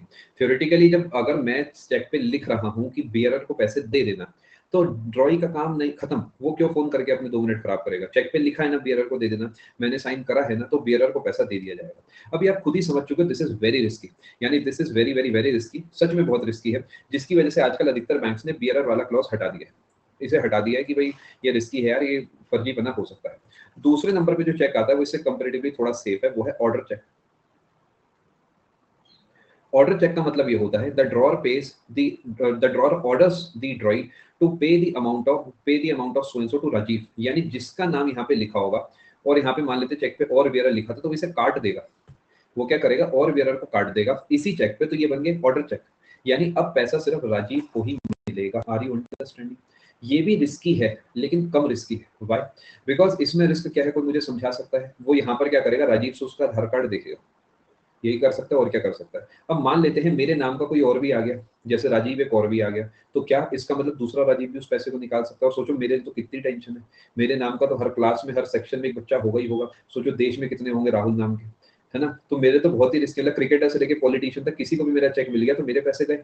यानी ऑर्डर चेक जो है ये उस पर्सन के नाम पे इशू होता है, और यहाँ पर ये ओवर द काउंटर चेक होता है। ओवर द काउंटर का मतलब होता है आप काउंटर पे जाएंगे और आपको पैसे मिल जाएंगे। ये भी ओवर द काउंटर चेक हुआ। यानी ओवर द काउंटर वो कोई भी चेक हो सकता है ओवर द काउंटर, जिसके लिए मैं जाऊंगा वहां पे खड़े होऊंगा लाइन में और मुझे पैसा मिल जाएगा, मेरा और बैंक का ट्रांजेक्शन खत्म। समझ गए? तीसरे नंबर पे जो आता है दोस्तों, अच्छा यहाँ पर एक फर्जीपना होता है। एक बार आपने देखा होगा सेल्फ के चेक बहुत काटे जाते हैं, पे सेल्फ। वो बहुत रिस्की होता है बैंक के लिए। बैंक इस बात को समझते नहीं है, बैंक्स को बहुत बड़े इंस्ट्रक्शंस आते हैं। सेल्फ का मतलब होता है कि अगर मान लेते हैं मैंने एक चेक काटा और मैंने उस पर लिखा self, what does it mean? This means if I am Rahul, this पैसा should be paid to Rahul only. तो what the bank should do, bank को करना क्या चाहिए? बैंक को सबसे पहले चेक करना चाहिए F9 दबा के। F9 दबा के सिग्नेचर और फोटो आ जाती है फिनाकल में। जैसे ही वो F9 दबाएगा तो उसमें क्या होगा, फोटो दिख जाएगी वहां पे, तो वो कंफर्म करे सबसे पहले कि क्या ये राहुल ही है। अब बैंक कैसे करते हैं? बैंक इसके लिए बहुत स्मार्ट खेलते हैं। बैंक कहते हैं सर प्लीज एक बार आप बैक पे साइन कर दीजिए। आपने नोटिस करी है ये चीज बहुत बार, चेक की बैक पे साइन होता है जिस जो पे होता है उसका। आप बहुत बार आप देखोगे कहते हैं साइन कर देना, बहुत पोलाइटली कहेंगे, आपको महसूस नहीं होगा, but what they are doing is that they are actually tracing के सिग्नेचर सच में आपके हैं या नहीं। अगर आपके नहीं होंगे तो आप फंस जाएंगे। तो ये बैक पे ही के साइन होते हैं। अभी एक बच्चे ने डाउट पूछा था कि पीछे 2 बार साइन क्यों कराते हैं, just to be double sure. अच्छा एक और चीज मैं आपको समझाना चाहूंगा कि मान लेते हैं आपसे चेक पे साइन गलत हो गए। मान लेते हैं मेरे साइन जो है वो ऐसे हैं और मैंने गलती से चेक पे साइन कर दी ऐसे। अब क्या होगा, क्या मेरा चेक बेकार हो गया? क्या सॉल्यूशन है इसका? आप इसके साथ दोबारा साइन करो, रीसाइन कर दो, यहाँ पे साथ में ही दोबारा साइन कर दो। ऐसा मैं बहुत बार करता हूँ। मान लेते हैं मैंने एक साइन करा और मुझे डाउट है कि वो साइन सही नहीं होगा तो मैं दोबारा साइन कर देता हूँ। समझ गए? यानी आप क्या करो, 2 बार साइन कर दो, उसमें से एक भी अगर मैच हो जाएगा तो वो बैंक वाले समझ जाएंगे पहली बार में फ्लो साइन नहीं बना होगा तो उन्होंने दोबारा साइन कर दी। You have the right to sign even 3 times. 3 बार भी आप साइन कर सकते हो। ये नहीं पूरे पे सॉरी मैडम लिख के 10 बार साइन कर दोगे यहाँ पे, ऐसा नहीं है। मतलब एक की जगह 2 बार कर दोगे, 2 की जगह 3 बार कर दोगे, इससे ज्यादा थोड़ी करोगे। बचपन में कितना ही फर्जी बना होता था, एक पेज बीच में खाली छूट जाता था, उसको सॉरी मैम लिखो। क्यों लिखो यार, why should I be sorry? क्या कर सकते, छूट गया है। चलो फिर आगे चलते हैं। I should be sorry to my parents, I wasted their money. वो पेज मैंने वेस्ट करा है। तीसरे नंबर पे जो है वो आता है आपका crossed cheque. Crossed cheque, what is this? समझते हैं? क्रॉस चेक ये सेफ खेल होता है। अब मान लेते हैं राजीव जो है वो इंसान मेरे फैक्ट्री में काम करता है। अब मैं उसे चेक काट के दिया पिछली बार, तो कह रहा सर जी चेक तो खो गया, और देखा तो वहां पे राजीव ने विड्रॉ भी कर रखा था। तो कह रहा सर वो मैं राजीव नहीं हूँ, दूसरा राजीव मल्होत्रा है ना, मेरा राजीव सिंह नहीं है। वो देखो वो भी वहीं काम कर रहा है। अब आपस में इनकी बहस हो गई, राजीव वर्सेस राजीव। समझ गए? अब ये मसला हो गया तो मैंने इसका सॉल्यूशन निकाला। मैंने क्या करा, इस चेक पे ऐसी 2 लाइनें लगा दी, 2 लाइनें। इसके बीच में कई लोग अकाउंट पे भी लिखते हैं, वो नहीं भी लिखोगे तो चलेगा। 2 लाइनें लगा दो और इसके बीच में अकाउंट पे लिखो मत लिखो। यानी आप 2 लाइनें भी लगा सकते हो, आप अकाउंट पे भी लिख सकते हो, और आप 2 लाइनें लगा के अकाउंट पे भी लिख सकते हो। तीनों में से कोई सा एक कर सकते हो। कई लोग बहुत सेफ खेलते हैं, वो दोनों काम करते हैं। मैंने पर्सनली आज तक अकाउंट पे नहीं लिखा बिकॉज उसकी नीड नहीं होती। अब ये कैसे काम करता है? ये काम करता है कि यहाँ पे राजीव लिखा है और यहाँ पर मैंने उसे पूरा वही कहानी कर रखी है साइन करके। अब how will the bank know कि ये पैसा अकाउंट में जाना है? ये पैसे जाएंगे to payee's account. How would the bank know the account number of pay? I will have to mention. यानी इसके पीछे एक अलग से पर्ची लगवाई जाती है, वाउचर जिसे बोला जाता है, स्लिप बोली जाती है, जो भी आपके बैंक वाले कहते होंगे। उस पे राजीव का नाम, उसकी अकाउंट की डिटेल्स मुझे लिखनी पड़ेगी, वरना ये चेक पास नहीं होगा। बात को आप समझ गए? जनरली जो बिजनेस ट्रांजैक्शंस होती हैं वो सारी की सारी क्रॉस चेक्स पे होती है, बिकॉज बिजनेस में ट्रैक रखना बहुत जरूरी है। 1 साल बाद वो आके कहेगा कि हमारे बीच ये 150 ट्रांजैक्शन हुई है, इसमें 2 ट्रांजैक्शन के तो तुमने पैसे ही नहीं दिए। तो 2 ट्रांजैक्शन को ट्रेस करने के लिए ये प्रूफ के तौर पे रखा जाता है। ये सही चीज है, समझ गए? Cross cheque is the safest mode of transfer. और अगर आप एनईएफटी करते हैं, आरटीजीएस करते हैं, तो उसमें 100% आप क्रॉस करेंगे ही, बिकॉज वो अकाउंट से अकाउंट में जाते हैं। चौथे नंबर का जो टाइप आता है, चौथे नंबर का जो चेक आता है वो होता है एंटी डेटेड चेक। ये होता है रेगुलर चेक। अच्छा ये ओवर द काउंटर नहीं है, ओवर द काउंटर नहीं है, समझ गए? पैसा खाते में आएगा, आपके पास डायरेक्टली कैश आप दुकान पे या बैंक में खड़े होकर नहीं ले सकते, बिकॉज ये आपके खाते में आएगा, आपको अपने एटीएम से जाके निकालना होगा या अपने बैंक में जाके निकालना होगा, समझ गए। और cross cheque over the counter cash नहीं हो सकता, ये चेक कैश नहीं हो सकता, अकाउंट टू अकाउंट ही जाएगा। What is this anti dated check? Anti dated check एक रेगुलर चेक होता है। मान लेते हैं आज तारीख है 28 मई और मैंने चेक पे 28 मई लिखा, तो क्या ये एंटी डेटेड चेक है? जनरली नो, इसे आप मना भी कर सकते हैं। एंटी का मतलब डेट से पहले। अच्छा आज 29 है, ठीक है 29 कर देते हैं इसे, ठीक है। एंटी डेटेड का मतलब जो टुडे की डेट है उससे पहले वाली डेट, इसे आप हाथों हाथ जो है इससे पैसे निकाल सकते हैं। अभी के लिए आप इधर फोकस करें, थोड़ी देर में आपसे बात करूंगा मैं इस बारे में, इस टॉपिक को पूरा करके। देखिए, अगर मैं एक चेक काटता हूँ, आज तारीख है 29 मई 2022, तो क्या मैं आज बैठे बैठे अभी के अभी एक चेक काट सकता हूँ 29/10/2022 का?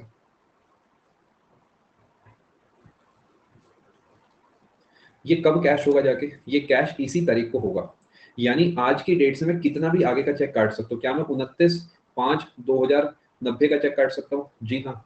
यही तो होता है जब आप मान लेते हैं वैक्यूम क्लीनर खरीदते हैं, फ्रिज खरीदते हैं। आजकल तो और बेटर तरीके आ गए। आज से 5-7 साल पहले क्या होता था कि अगर आपने वैक्यूम क्लीनर खरीदा किस्तों पे, 12 किस्तों पे, तो आप 12 चेक कटवा लेते थे और 12 चेक की जो डेट होती थी उस दिन वो बैंक में चेक जाता था और पैसे जो है निकल के आ जाते थे। यानी पैसा जो कैश होगा वो उसी डेट पे कैश होगा जो चेक के ऊपर डेट डली हुई है। क्या बात को आप समझ पाए? लेकिन एक समस्या है, वो समस्या ये है कि आज 29/5 है और मैंने जो है चेक काटा है 27/5 में। चेक पे 27/5 लिखा है, क्या ये कैश हो सकता है आज? Can this cheque be cashed today? No. Answer is a yes, this can be. मैं आपको समझाता हूँ क्या कहानी है। सबसे पहले एंटी डेटेड चेक और पोस्ट डेटेड चेक के अंदर फर्क आपको समझाता हूँ, आराम से समझिए। 5वें नंबर पे लिखा है पोस्ट डेटेड चेक।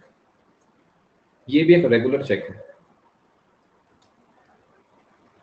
बाद की डेट का, और ये जो है पहले की डेट का। समझ गए? एंटी डेटेड मतलब पुरानी डेट का है और पोस्ट डेटेड मतलब बाद की डेट का है। एक एग्जांपल पकड़ते हैं। आज जो डेट है वो है 29/05/2022, ये है टुडे। और यहाँ पर मैं लिख रहा हूँ चेक की date, this is date of cheque. Cheque पे जो डेट लिखी हुई है वो क्या क्या हो सकती है? मान लेते हैं एक्स हो सकती है, वाई हो सकती है, जेड हो सकती है, पी हो सकती है, क्यू हो सकती है, आर हो सकती है, एस हो सकती है। ये चेक की डेट की बात मैं कर रहा हूँ यहाँ पर। अगर चेक के ऊपर डेट है 29/5 की जगह 30/5, तो वो 30/5 को कैश हो सकता है, 29/5 को कैश नहीं हो सकता। यानी इसमें से कोई सी भी डेट का अगर वो चेक होगा तो वो एक पोस्ट डेटेड चेक होगा, पोस्ट डेटेड चेक। क्या मैं सही कह रहा हूँ? अगर आप यहां से पीछे जाएंगे तो वो एंटी डेटेड चेक होगा। पीछे कहां तक जा सकते हैं? Up to 3 months. इससे पहले की डेट का अगर वो चेक होगा तो इसे स्टेल चेक बोलेंगे, यानी चेक बासा हो गया, खराब हो गया। समझ गए? यानी अगर आज के दिन की मैं बात करता हूँ और मेरे हाथ में कई सारे चेक हैं, एक चेक ऐसा है जो 1 जून का है, वो 1 जून के चेक को मैं देख के कहूंगा पोस्ट डेटेड चेक है, इसे तो 1 जून को ही कैश करा सकता हूँ। एक चेक ऐसा जो 28 मई का है, तो ये चेक जो है एंटी डेटेड चेक है, इसे मैं अभी कैश करा सकता हूँ। एक चेक है 28 अप्रैल का, ये भी एंटी डेटेड चेक है, इसे भी मैं आज कैश करा सकता हूँ। एक चेक है 1 जनवरी का, 1 जनवरी 3 महीने से भी पुरानी डेट है, तो वो मैं कैश नहीं करा सकता, वो एक स्टेल चेक है। क्या फर्क को समझ पाए? यानी जो तारीख डली होती है चेक के ऊपर, अगर आप उसके पॉइंट ऑफ व्यू से देखेंगे तो ये जो तारीख यहाँ पे डली हुई है, ये आज की तारीख से, ये तारीख और आज की तारीख के अंदर अगर गैप जो है वो 3 महीने तक का है तो ठीक है। इससे भी पुरानी हो गई है तो ये चेक खराब हो जाएगा, कैश नहीं हो पाएगा। समझ पाए क्या तरीका है, क्या कैसे सब चीजें काम करती है? चलिए आगे चलते हैं। आपको पोस्ट डेटेड, एंटी डेटेड और छठे नंबर पे स्टेल चेक के बीच में फर्क पता होना चाहिए। Stale cheque, stale cheque can not be passed, ये 3 महीने से भी पुरानी डेट का हो जाता है। यानी एक ऐसा एंटी डेटेड चेक है जिसकी डेट में और आज की डेट में 3 महीने से ज्यादा का गैप है, 3 महीने से भी पुरानी डेट इस पर डली हुई है, ये कैश नहीं हो सकता, ये चेक पूरे तरीके डेड हो गया। क्या आपको यहाँ तक की सारी बातें समझ आ गई दोस्तों? नहीं, अभी एमसीक्यूज नहीं कराए गए हैं। अब कुछ एमसीक्यूज का मैं आपके साथ डिस्कशन करूंगा। आपका डाउट सेक्शन अभी के लिए मैंने बंद कर दिया है। एंटी डेटेड क्यों कहते हैं? बिकॉज ये जो है आपकी एंटी डेटेड इसलिए कहा जाता है कि पुरानी डेट का चेक है। कैंसल्ड चेक, कोई सा भी ऐसा चेक मैं लिख देता हूँ, एक और बना देता हूँ, कैंसल्ड चेक कोई सा भी ऐसा चेक जिसे कैंसिल करा गया, जैसे आपसे क्या होगा जब आप ज्वाइन करेंगे ना, तो आपसे कैंसिल चेक मांगा जाएगा। उसमें आपका क्या होगा, वो बस आपसे कहेंगे कि ऐसे लाइन लगा दो, और आप सेफ्टी के लिए 2-3 लाइनें लगा दोगे। जैसे वो जो बैठा हुआ वहाँ पर एक टैक्स असिस्टेंट है, वो आपसे ही सारा पैसा ऐंठने की कोशिश करेगा। अगले को अपनी नौकरी से अच्छा खासा पैसा मिलता है। कैंसल चेक में क्या होता है दोस्तों, एक प्रूफ होता है कि अगर मान लेते हैं आपको सैलरी देनी है, अब गलती से भी आपने एक आध डिजिट ऊपर नीचे लिख दी, अगर आपकी राइटिंग मेरी जैसी खतरनाक है और आपने ऐसा बना दिया और पैसा डल गया इसमें, मैं कहूँगा अरे तो 1 लिखा है, और 1 में डल गया, मैं कहूँगा तो 7 है, 1 तो मैं ऐसे बनाता हूँ। तो इन सब मसलों से बचने के लिए क्या है, वो कहते हैं कि आप अपना एक चेक दे दो, क्योंकि चेक पे पूरी इन्फॉर्मेशन होती है, आईएफएससी भी है, अकाउंट नंबर भी है, बस यही चाहिए। तो इसके लिए कैंसिल चेक लिया जाता है। अगर आपके कैंसिल चेक नहीं है तो उस केस में आप पासबुक का जो फ्रंट पेज होता है विद फोटो, उसकी फोटो आप दे सकते हैं। बट सर अभी आपने बोला कि पोस्ट डेटेड में अक्टूबर किस अक्टूबर केस होगा, तो अक्टूबर का चेक होगा तो चेक ट्रांजैक्शन के रेडी होगा, फिर तो एक तरीके से मेरा चेक अक्टूबर में स्टेट हो गया। नहीं, मैं 1 मिनट लेके आपको एक बार दोबारा समझाना चाहता हूँ, उसे ध्यान से सुनिए, ठीक है? 2 पॉइंट ऑफ व्यू है। पहला पॉइंट ऑफ व्यू जो है वो है टुडे की डेट से। टुडे की डेट पे अगर आप बैठ के सारे चेक्स को डील कर रहे हैं, तो आज की डेट के बाद के जितने चेक हैं वो आज कैश नहीं हो सकते। आज की डेट पे और आज की डेट से 3 महीने पहले का जो गैप है, 3 मंथ वाला जो गैप है, ये कैश हो सकते हैं। इससे पुराने जो चेक है ये भी कैश नहीं हो सकते। ये तो होता है टुडे डेट का पॉइंट ऑफ व्यू। आज जो डे है, आज जो डेट है, उसके हिसाब से आज के चेक, कल जो जा चुका उसके चेक करते-करते 3 महीने तक के चेक पास हो सकते हैं। आज के बाद का पास नहीं हो सकता, वो कल पास होगा। दूसरा पॉइंट ऑफ व्यू होता है, पॉइंट ऑफ व्यू जो है वो चेक की डेट वाला है।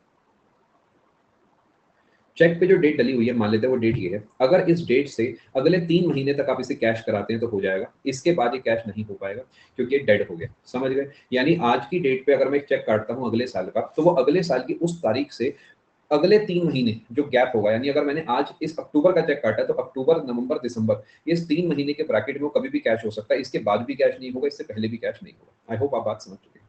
ठीक है जी? आगे चलते हैं, अब एमसीक्यूज़ की तरफ बढ़ते हैं। अच्छा, आपको फ़ायदा थोड़ा बहुत होता है, जो मैंने अपना ये बैंक वैंक में काम कर रखा है, या इन जनरल जो एसएससी का पेपर निकाला हुआ है, डिपार्टमेंट की कुछ बातें मैं आपको चटपटी बता देता हूँ। इससे थोड़ा बहुत फ़ायदा होता है, आई होप इससे बूस्ट मिलता होगा, बिकॉज़ ये वही आपको बता सकता है जिसने खुद ये काम करा है।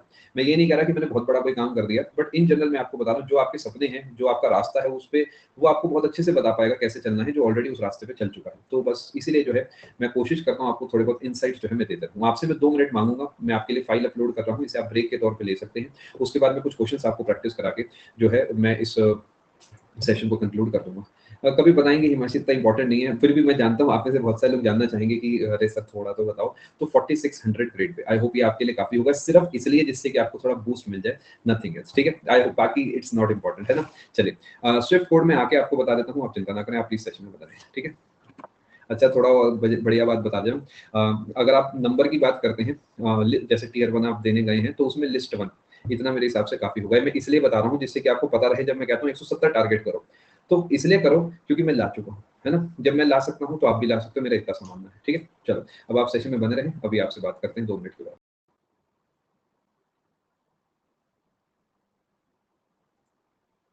एक बार प्लीज़ कन्फर्म करें। चलिए, शुरू करते हैं दोस्तों कहानी। एक छोटा-सा सजेशन देना चाहूँगा आप सभी को, आखिरी क्लास है इस कोर्स की, लेकिन भले ही हम आगे अगले कोर्सेज़ में मिलेंगे, बट इस कोर्स की आखिरी क्लास है, तो एक छोटी-सी बात बस मैं आपको कहना चाहूँगा।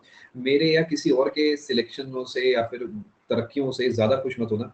खुश तभी होना जब आप भी सिलेक्ट होके वहाँ तक पहुँच जाओगे, बिकॉज़ जनरली हम क्या करते हैं कि खुश हो जाते हैं कि कोहली ने 100 मारा तो मैं खुश हो गया। This is wrong. कोहली के 100 से मुझे खुशी नहीं होनी चाहिए, क्योंकि जब मेरा 100 होगा, यानी मेरा जब सिलेक्शन होगा, खुशी तभी होनी चाहिए। एक छोटा-सा सजेशन है, एक बड़े भाई के नाते समझो, दोस्त के नाते समझो, टीचर के नाते समझो, कि दूसरे के सिलेक्शनों से खुश मत होना, वरना खुद जो है, खुद की एनर्जी थोड़ी-सी डाउन हो जाएगी। एक छोटा-सा बस मैं मन से कहना चाह रहा था, सोचा आपको कह देता हूँ। सवाल आपके सामने आ चुका है जी। एक बेहतरीन सवाल से मैंने कहानी शुरू करी है। पोल आपके लिए खोल दिया है। इनमें से कौन-सा गोल्ड कॉलर प्रोफेशन है? आप विथड्रॉ नहीं कर सकते प्रतीक्षा, उसका एक तरीका होता है, उसे क्लियरिंग ऑफ चेक बोलते हैं। मान लेते हैं आपके पास चेक है पीएनबी का और आपका अकाउंट है एचडीएफसी में, तो उसका एक तरीका होता है कि आप अपने पीएनबी, आपके पास पीएनबी का चेक है, आपका खाता है एचडीएफसी में, तो आप कैसे चलते हैं? आप इस चेक को एचडीएफसी को देते हैं, एचडीएफसी इस चेक को पीएनबी के पास भेजता है, पीएनबी उस पर्सन, जो बी पर्सन है, उसके अकाउंट से पैसा निकालता है, अपने पास लेता है, ये पीएनबी एचडीएफसी को पैसा देता है और वो पैसा आपके पास आ जाता है। जनरली इसमें 2 दिन का टाइम लगता है, इसे क्लियरिंग ऑफ चेक बोला जाता है, ठीक है? बिल्कुल, बिल्कुल, क्यों नहीं, गुस्सा करने वाली क्या बात है इसमें, जितने पूछने उतने पूछें आप। गोल्ड कॉलर प्रोफेशन वो है जिसमें सबसे ज़्यादा मोटी कमाई है, तो करेक्ट आंसर हो गया आपका ऑप्शन नंबर 4। जो टॉप लेवल पोस्ट होती है, सीईओ, सीटीओ, सीएफओ, ये सब इसके अंदर काउंट होती है। डेप्रिसिएशन वाला सवाल है आपके सामने, करीब 15-20 सवाल मैं आपको प्रैक्टिस कराऊँगा। आयुष्मान, मैं एक बढ़िया लाइन बोलता हूँ, शायद इससे मदद हो। आपने चेक कब काटा, बैंक उस बात को नहीं जानता, ना ही बैंक को उससे मतलब है। जिस दिन आपने चेक पे साइन करा, वो डेट से कोई मतलब नहीं है किसी को भी, समझ गए? वो रहस्य ही रहने दो, कब साइन हुआ कोई फर्क नहीं पड़ता। एक ही डेट काम की है, जो चेक के ऊपर डेट है। अगर वो डेट ऐसी है जो आज की डेट से 3 महीने से भी ज्यादा पुरानी है, चेक डेड है। अगर वो 3 महीने की ब्रैकेट में है, चेक ओके है, पास कर दो। अगर आज के बाद की है तो कल आना, समझ गए? चेक कब काटा, that date is useless. Depreciation is an annual allowance for the wear and tear of capital goods. Depreciation उसी पे लगता है जो कैपिटल गुड्स होते हैं। और डाउट्स में और पूछे, कोई दिक्कत की बात नहीं है। अगला सवाल।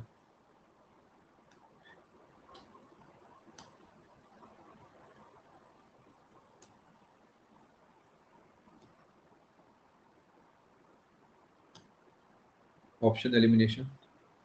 यस हिमांशु, बिल्कुल आप सही कह रहे हैं बेटा। ये मैंने आपको अप्रैल के महीने में शायद सीजीएल का पेपर से ठीक पहले कराए हैं, 3 अप्रैल को सुबह 8 बजे की क्लास में। बट क्योंकि पीवाई क्यूज हैं तो उधर भी जरूरी, इधर भी जरूरी, हर अपनी तरफ से मैं कोशिश करता हूँ आपकी प्रैक्टिस कराते रहूँ। करेक्ट आंसर आपका ऑप्शन नंबर बी है। ट्रेडिंग जो है, व्यापार जो है, वो खरीद के बेचने वाला काम है, तो इसे आप, इन तीनों को आप नहीं काउंट कर सकते। व्यापार इसका सही आंसर होगा। You don't make anything, you simply buy and then sell. Supply भी इसे बोला जाता है। बेस्ट आंसर आपको चूज करना है दोस्तों। नॉर्मल सर्कमस्टांसिस में मैं, मेरा ख्याल फॉरेन में भी नहीं होते हैं, और एक्सेप्शनल सर्कमस्टांसिस में भारत में भी हो जाते हैं। यानी नॉर्मली कहीं पर भी नहीं होते, और अगर बैंक्स आपका साथ दे, आप जेन्युइन है, तो सब में हो जाते हैं। जैसे आपने केस सुने होंगे, गलती से एक क्लर्क ने क्या करा, शायद 1.25 करोड़ या 1.4 करोड़ ट्रांसफर कर दिए थे कहीं खातों में, और उसके बाद जो है वो पैसे वापसी ले लिए गए थे। तो एक्सेप्शनल सर्कमस्टांसिस में ऐसा करा जाता है, बट जनरली नहीं। Correct answer option number D है इसका, सोशलिस्ट। बोल आया है बेटा इसका। An unexpected rise in sale of product. बढ़िया सवाल है जी, प्यारा सवाल है। दिमाग लगा के आंसर देना। ओहो, अविनाश, जाने से पहले हम बात करके जाएं, आप मुझे इसे क्वेश्चन टैब में भेज के छोड़ दो।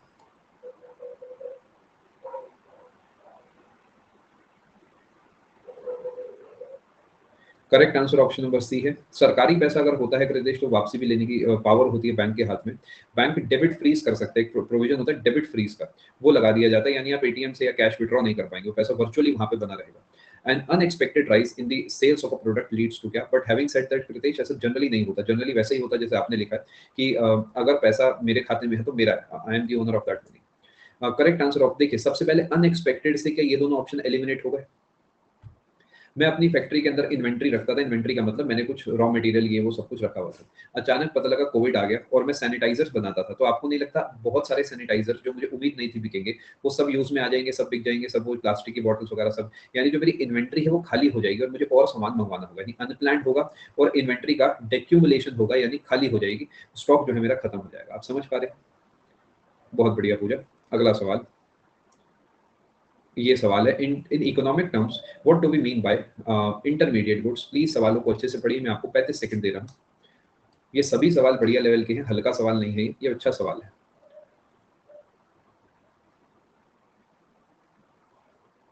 बेटे ऐसी गलतियां मत करो यार, क्या कर रहे हो? अच्छे से सोचो, इंटरमीडिएट गुड्स की डेफिनेशन क्या है।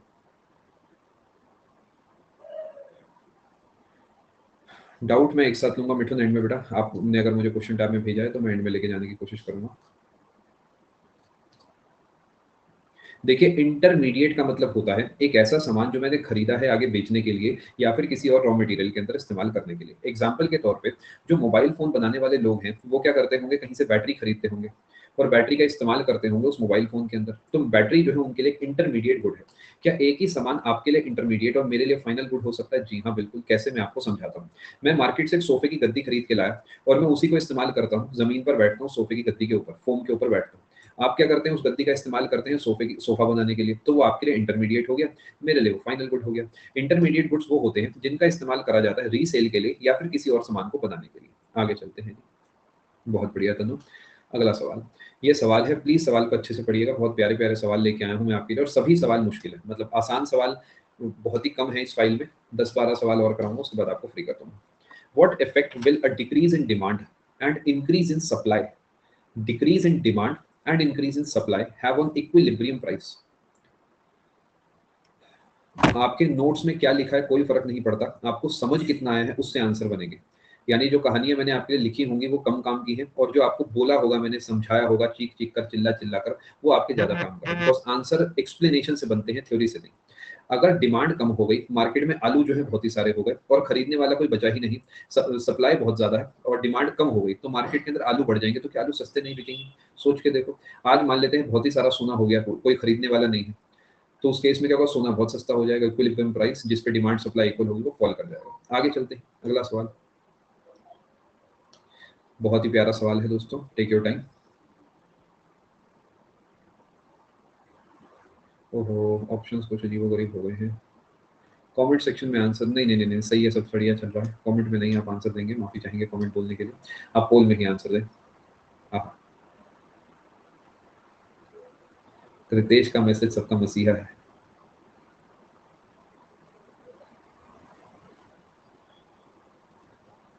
बहुत बढ़िया। What would happen to the demand curve when there is an increase? अच्छा, पता था, बहुत अच्छी बात है। Increase in price of substitute product, बहुत सारे कॉन्सेप्ट्स को मिक्स करके सवाल बनाया गया है।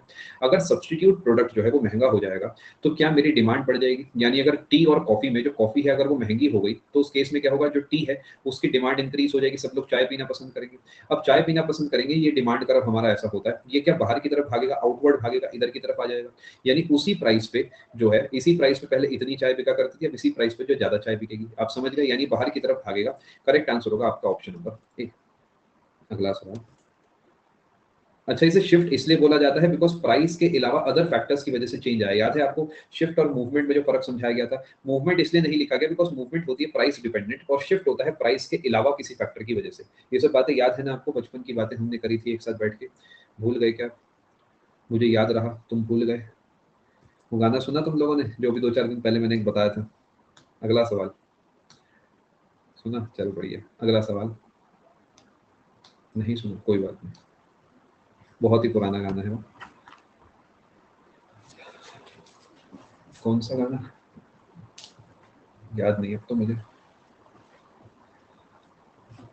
एक गाना था जिसके लिरिक्स कुछ ऐसे हैं कि मुझे याद रहा, तू भूल गई ओ मेरी मऊआ, ऐसे करके गाना है, बहुत पुराना। वो एक बच्चे के लिए गाया था मैंने कुछ साल पहले, कुछ साल पहले नहीं, कुछ सेशंस पहले। उस बच्चे ने मुझे कहा कि सर डाउट है प्लीज बता के जाना। मैंने उसके लिए क्लास थोड़ी सी लंबी ली, 1-2 घंटे से भी ऊपर की, फिर मैंने उसका डाउट लिया तो बच्चा क्लास में नहीं था। Dash is a type of good for which demand increases as price rises.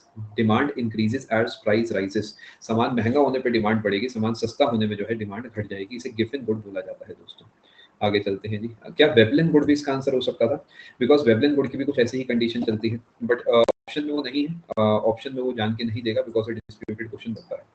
अगला सवाल दोस्तों, फॉर इकोनॉमिस्ट, आई होप आप समझ गए हैं, सवाल जो है CHSL का ही आपका सवाल है।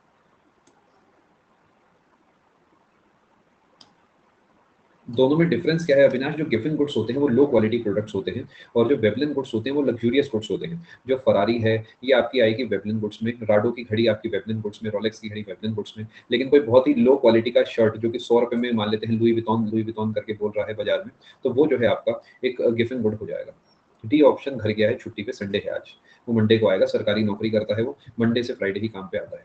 For economist, dash refers to the amount of a product और सर्विस दैट, कुछ बच्चे 20% बच्चे आंसर दे रहे हैं, क्या बात है, आप ग्रेट हैं, क्या बात है। You can actually read between the lines and below the last line, वाह क्या बात है।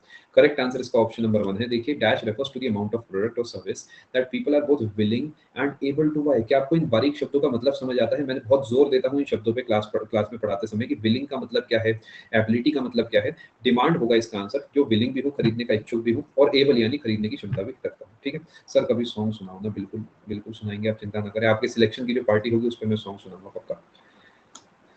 दम है तो सुन के दिखाओ सॉन्ग, क्या दिक्कत की बात है? सच में on the serious note, low selection यार, कौन रोकता है आपको?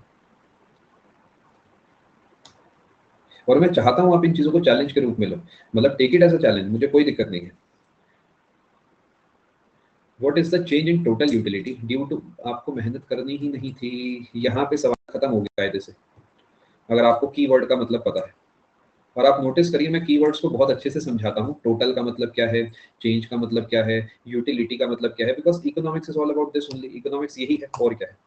एडिशनल से भी बिल्कुल बन सकता है। अच्छा यहाँ लिखा हुआ और कैसे बेचारा आंसर थे। देखिए जिनका गलत हुआ है मैं आपको बता देता हूँ, इसका आंसर मार्जिनल यूटिलिटी होगा। मार्जिनल का मतलब होता है चेंज, यानी अगर मुझे 10वें बच्चे के नंबर निकालने हैं तो मैं क्या करूंगा, टोटल नंबर 10 बच्चों के माइनस टोटल नंबर 9 बच्चों के, इन्हें माइनस करूंगा, यानी इस तरीके निकालता हूँ। तो जो चेंज होता है वो मार्जिनल यूटिलिटी होता है।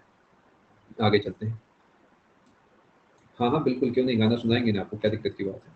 आ जाएंगे आपके मंत्रालय में, इतनी तो बातचीत होगी अपनी, आप चिंता ना करें, जिस भी मंत्रालय में आप लगेंगे या डिपार्टमेंट में। अगला सवाल,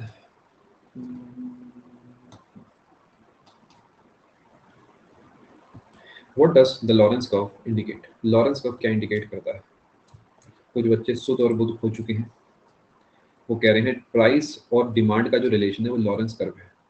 आप ग्रेट, लॉरेंस भाई अगर आप जिंदा होते जहर खा लेते, क्योंकि उन्होंने बहुत ही अलग चीज बताई थी और आपको बहुत ही अलग चीज समझ आई है। देखिए डिमांड और सप्लाई, डिमांड और प्राइस का जो रिलेशन है ये कुछ नहीं है, ये है लॉ ऑफ डिमांड। ये बाकी फैक्टर्स अगर कांस्टेंट है तो ऐसा ऐसा मसला होगा। करेक्ट आंसर इसका ऑप्शन नंबर 2 है, इनकम डिस्ट्रीब्यूशन। यही लॉरेंस कर्व है, आपको बहुत बार में बता चुका हूँ। आगे चलते हैं। अगला सवाल, सीजीएल 18।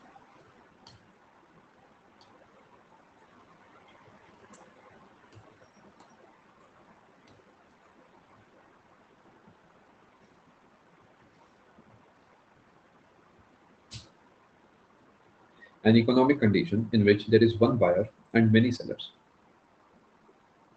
सीजन 18 में शायद ये आखिरी जो दिन था मेरा ख्याल 18 जून या 23 जून, उसमें 4 से 5 बजे जो शिफ्ट होती है उसमें मेरा ख्याल पूछा गया था।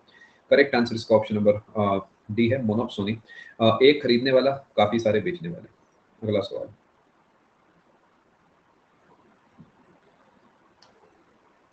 Season 18 again.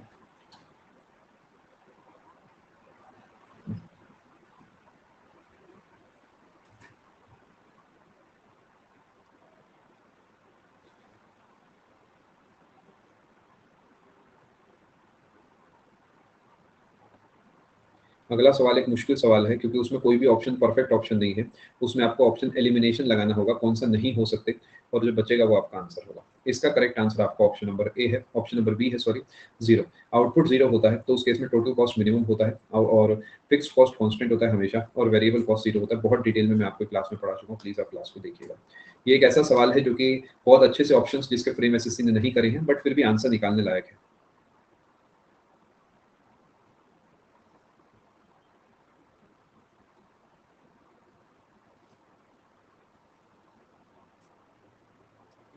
Is a building a tangible resource?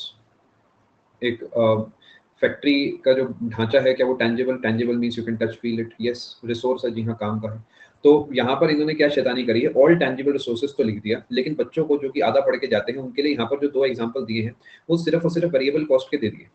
But इन्होंने यहाँ पे सच एज लिखा है, जिसका मतलब ये तो कुछ एग्जांपल्स हैं, इसके अलावा भी बहुत कुछ हो सकता है।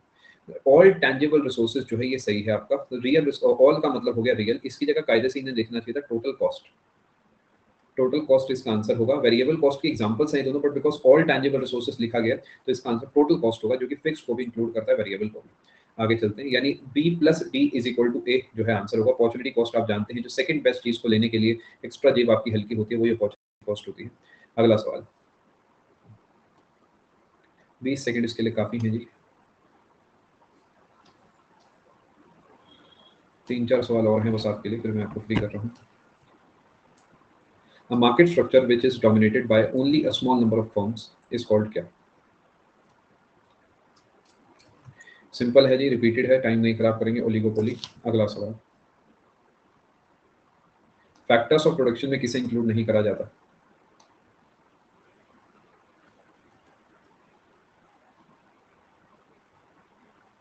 इसकी स्पेलिंग एक बार चेक कर दो, शायद ENTER आता है। जस्ट चेक दिस स्पेलिंग, एक बार चेक करना।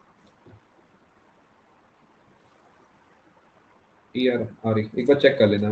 करेक्ट आंसर टैक्स है। टैक्स का कोई भी प्रोडक्शन से मतलब नहीं है, तो एक एक्सटर्नल फैक्टर है जिसकी वजह से कॉस्ट में चेंज आता है। आ रही है, ठीक है, गट फीलिंग इसका मतलब सही कहती है हमेशा।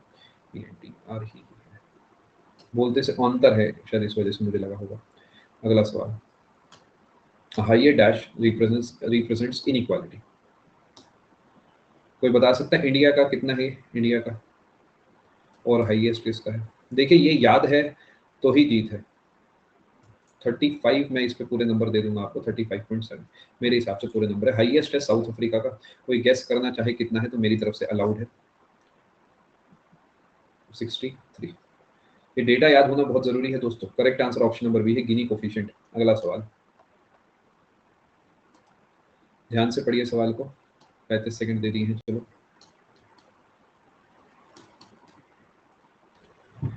क्या कर रहे हैं आप लोग? लैक ऑफ मनी सप्लाई, पैसा मार्केट में कम है, उसकी वजह से क्या हो सकता है? बहुत बच्चे जो हैं समझ ही नहीं पाते एक्चुअली महंगाई सस्ताई का क्या लॉजिक है। उन्हें लगता है पैसा कम है इसका मतलब जो है सामान कम है। नहीं, पैसा कम का मतलब डिमांड कम है, because people are not able to buy things. पैसा कम होने का मतलब है दुकानों पे सामान पड़ा रहेगा, कोई खरीदने नहीं जाएगा, because they simply don't have the money. तो इन्फ्लेशन नहीं होगा। डीवैल्यूएशन तो होता है, फॉरेक्स से जुड़ा है, यानी मैं अपने करेंसी की वैल्यू को घटा लूंगा, इससे एक्सपोर्ट्स को फायदा होता है। हाइपर इन्फ्लेशन में जो है मार्केट में लैक ऑफ मनी नहीं होता, बहुत ही सारा पैसा आ जाता है due to over printing of notes. Correct answer deflation होगा, अपोजिट ऑफ इन्फ्लेशन। आज का फाइनल सवाल दोस्तों आप सभी के सामने ये रहा। 20 सेकंड आपको मिलेंगे इसके। जो जाना चाहे जा सकता है। मुझे बताएं क्या आपको इस कोर्स से फायदा हुआ है? I have tried my level best कि हर चीज को इंक्लूड करा जाए, but obviously there is always something that is you know in the mind of SSC, जो कि हम लोग कवर नहीं कराते, बिकॉज एसएससी बहुत रैंडम खेलता है। अपनी तरफ से हमने कोशिश करी है कुछ भी ना बचे, बैंकिंग ये वो सब कुछ कराया गया है। करेक्ट आंसर आपका ऑप्शन नंबर 3 है, sustained rise in general price level in economy is called inflation, मुद्रास्फीति। ठीक है जी, आप सभी का इस कोर्स का हिस्सा बनने के लिए बहुत बहुत शुक्रिया, तहे दिल से शुक्रिया। बट यहाँ पर कहानी खत्म नहीं होती है, यहाँ पे अभी बस एक आपका कोर्स खत्म हुआ है, हम फिर से मिल रहे हैं। अगला जो आपका अभी फिजिक्स भी चल रहा है, इसके अलावा आपका जीके का एमसीक्यू कोर्स भी चल रहा है। अब मैं आपके डाउट्स लेना शुरू करता हूँ। अच्छे से मेहनत करते रहिए, बिल्कुल भी मत रुकिए, मैं भी नहीं रुक रहा हूँ, आप भी मत रुकिए। जब तक सिलेक्शन नहीं हो रहा, जब तक मत रुकिए, मेहनत करते रहिए। लीडर बोर्ड आप सभी के सामने है, बहुत बढ़िया परफॉर्मेंस। आयुष्मान एंड पूजा आप दोनों के 20 क्वेश्चन सही हैं, एक क्लियर लीड आप दोनों ने ली है, शाबाश, बहुत बढ़िया बहुत बढ़िया। तुषार, अर्पिता, मसूद, आप तीनों के 16 क्वेश्चन सही हैं, बहुत बढ़िया बहुत बढ़िया। मयंक, अमरजीत, कृतेश, आप तीनों के 15 क्वेश्चन सही हैं, बहुत बढ़िया। प्रीति, आपके 14 क्वेश्चन सही हैं, बहुत बढ़िया। तनु, आपके 13 क्वेश्चन सही हैं। स्विफ्ट कोड के बारे में अभी आपको बता देता हूँ, चिंता ना करें। बहुत बहुत मुबारक हो आप सभी का आने के लिए, आप सभी का आने के लिए बहुत बहुत शुक्रिया। एमसीक्यू जो है इस कोर्स में तो इस कोर्स में तो पैक कर रहा हूँ, लेकिन इसके अलावा जो है आपके जो जीके वाला आपका कोर्स है वो चलता रहेगा, उसकी आप चिंता ना करें। वो मैं थोड़ा सा लंबा खींचने की कोशिश करूंगा, थोड़ा सा आगे तक हम उसे लेके जाते हैं, ठीक है। चलें जी आगे। देखिए एक छोटी सी चीज और एक बच्चे ने पूछी है, मैं आपको बता देता हूँ। वैसे हम स्पेशल में कई बार कवर कर चुके हैं। दिस स्विफ्ट कोड ये क्या होता है जी?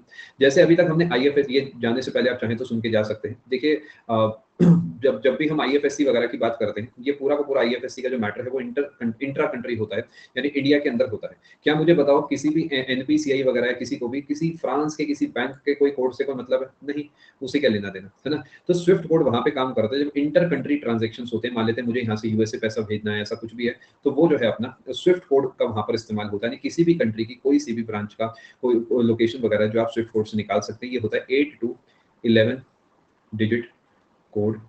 इसका जो इस्तेमाल है बेसिकली कैसे होता है, पहले जो 4 हैं वो आपके बैंक होते हैं, पहले 4 अंक जो है फर्स्ट 4 डिजिट्स, और उसके बाद जो है जनरली, ये जनरल बता रहा हूँ, ये 8 से 11 डिजिट होता है तो जनरल है। उसके बाद दो जो है वो आपके कंट्री कोड होता है। उसके बाद जो आपका है वो आपका होता है लोकेशन कोड। जनरली इसमें ब्रांच वगैरह की इंफॉर्मेशन हो सकती है, और ब्रांच की इंफॉर्मेशन अगले में भी होती है। दिस इज ब्रांच, समझ गए जी। ये जनरली 2 डिजिट होता है, जनरली बोल रहा हूँ सारी बातें। ये आपका 3 डिजिट होता है, और ये 2 डिजिट होता है, और ये 4 डिजिट होता है। तो 4 2 6 7 8 9 10 11 इस तरीके चल सकता है, समझ गए जी। एग्जाम्पल के तौर पे मान लेते हैं, लिख देता हूँ मैं आपके लिए, ऐसा मैंने मान लेते हैं कुछ भी लिख दिया, 2 भी बना लेते हैं। तो ये बता है एक्सिस बैंक है, इंडिया का है, और आगे उसका बता दिया लोकेशन का कोड, और उसके बाद उसका ब्रांच कोड। समझ गए आप? ये आपके पासबुक वगैरह पे भी आजकल लिखा होता है, आपको नहीं पता तो आरबीआई की साइट से जाके भी आप इसे निकाल सकते हैं। सभी को समझ आ गया? एक आखिरी फॉर्मेलिटी वाला काम जो कि जरूरी है वो है full form, society for world wide inter bank financial telecommunication. ठीक है जी। आने के लिए आप सभी का बहुत बहुत धन्यवाद। Thank you so much. God bless, take care, good bye, ख्याल रखिए अपना। और जैसे मैं आपके लिए एक एक्स्ट्रा कदम चलने की कोशिश करता हूँ, आपने डाउट पूछा तो मैं स्पेसिफिकली क्यों से एड्रेस कर रहा हूँ, आप भी मेरे लिए एक एक्स्ट्रा कदम चलिए और इस बार सिलेक्शन को लेकर दिखाइए। Just don't give up yet, it is not the time to give up. अभी आपकी उम्र आपके पास है, अपनी लाइफ के बेस्ट स्टेज में है आप इस समय, फिजिकली मेंटली एज आपके साथ है, इसे यूज करिए, इसे वेस्ट मत जाने दीजिए, ज्यादा डिप्रेस ना रहें। डिप्रेशन का कोई एज नहीं है आपका, खुश रहें, ठीक है। थोड़ा सा जान अपने अंदर वापसी लाएं और तैयारी को करिए और पेपर को निकालिए, वो बहुत मुश्किल काम नहीं है, ठीक है। ऑल दी बेस्ट, ख्याल रखें, thank you so much, God bless. मैं डाउट्स देख रहा हूँ। सभी के साथ ऐसा है, हमें लगता था हम ही ऐसे हैं बस।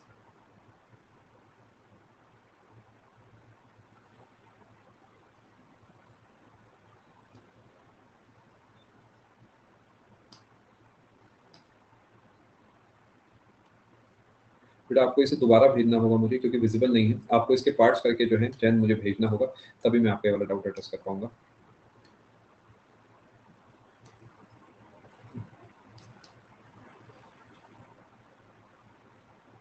बहुत बढ़िया, चलो।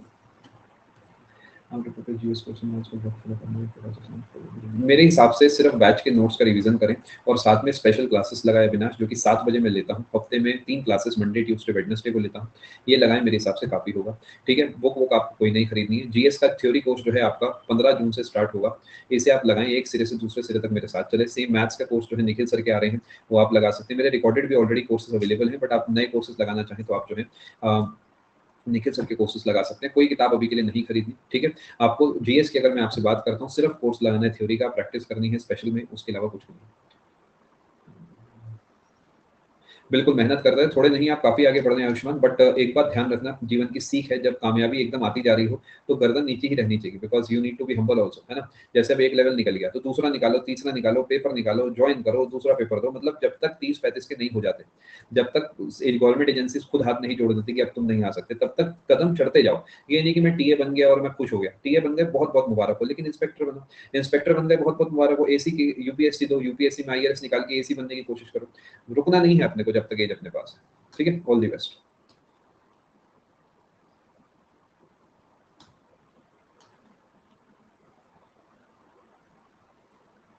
अच्छा, आपने भेजा है ये, ठीक है, बहुत बढ़िया। इससे भी मैं समझा सकता था, मैंने तब नहीं देखा।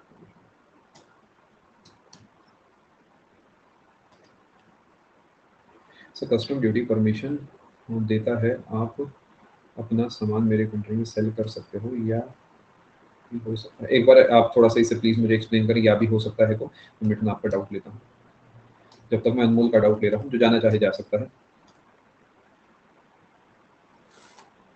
तो जैसे सही है, फिक्स है।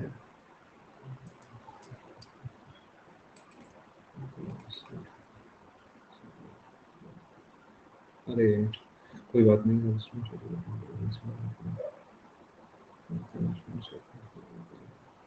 अच्छा ठीक है, बहुत बढ़िया।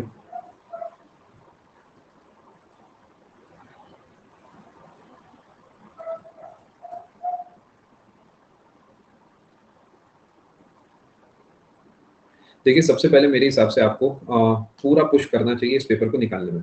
अनमोल, मुझे ऐसा लगता है कि अगर आप कॉमर्स से हैं तो आप मैथ्स से इतनी जल्दी आपकी पकड़ नहीं छूटेगी, आपको दोनों चीज़ें साथ-साथ चलानी चाहिए। मेरे हिसाब से थोड़ा मुश्किल होगा, बट डेफिनिटली डुएबल है। अभी आपका मैसेज मैं पढ़ लेता हूँ मिठुन।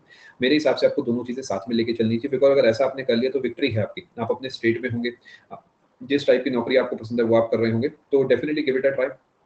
एक शॉट देना मेरे हिसाब से 100% बनता है। इसे आप कंसीडर करें और ऐसा करें कि दिन को डिवाइड करें, यानी मैथ्स, क्योंकि आप एक बार देखिए पेपर की तैयारी कर चुके हैं, तो उस केस में ऐसा नहीं कि आपको जीरो से सब कुछ शुरू करना है। एसएससी की तैयारी को प्रैक्टिस मोड में चलाओ और बाकी फोकस जो है अपना इस पे करो, that is divide your day into halves, और उसमें दोनों पेपर को साथ में लेके चलो। अगर इन शॉर्ट आप मुझसे जानो Anmol, you should definitely give it a try. SSC की तैयारी नहीं छूटेगी अगर आप ईमानदारी से तैयारी करेंगे, आप दोनों पेपर निकालेंगे। मैंने भी एक जमाना था निकाले थे बैंकिंग का और एसएससी का, वो भी दोनों एकदम विपरीत पेपर हैं, तो when I can you can. हाँ, डेफिनेटली काम आएगी, बिल्कुल अनमोल, लेकिन डबल एओ के लिए टीयर 1 सॉलिड जाना चाहिए, टीयर 1 में 180 की लपेटे में नंबर आने चाहिए, ये ध्यान रखना बस, ठीक है। बाकी डेफिनेटली डबल एओ में काम आएगी आपको। You can sell my country, ये भी हो सकता है। कस्टम ड्यूटी परमिशन देता है आप अपना सामान मेरी कंट्री में सेल कर सकते हो या यू कैन सेल माय, नहीं मैं आपको समझाता हूँ कस्टम ड्यूटी क्या है। हो सकता है मैं आपका डाउट उस तरीके ना समझ पा रहा हूँ जैसे आप समझाना चाह रहे हैं। अगर कोई डील है, अगर कोई सामान है जो चाइना से भारत में आना है, तो उसके लिए भारत की परमिशन चाहिए कि भारत के इंसान को, अगर पर्सन ए इसे इम्पोर्ट कराता है, ही इज एन इम्पोर्टर, ठीक है। इसी तरीके चाइना की सरकार की परमिशन चाहिए इस बी पर्सन को हु इज एन एक्सपोर्टर। सबसे पहली बात तो इन लोगों को अपनी अपने रिस्पेक्टिव गवर्नमेंट्स की परमिशन चाहिए। दूसरे नंबर पे वो सामान भारत के अंदर आ रहा है तो भारत को उसमें से कट चाहिए होगा, जिसे हम कस्टम ड्यूटी बोलते हैं। वो हर सामान पे अलग अलग होता है और वो एक परमिशन है कि हाँ इस पैसे को देने के बाद ही आप अपना सामान इस देश के अंदर बेच सकते हो। और आई होप आपका डाउट इससे क्लियर हो गया होगा, ठीक है। You can sell my country वो लाइन में नहीं समझा, बट मैं उम्मीद कर रहा हूँ आपका डाउट क्लियर हो गया होगा। अभी भी नहीं हुआ तो आने वाली क्लास में मुझसे दोबारा पूछ सकते हैं।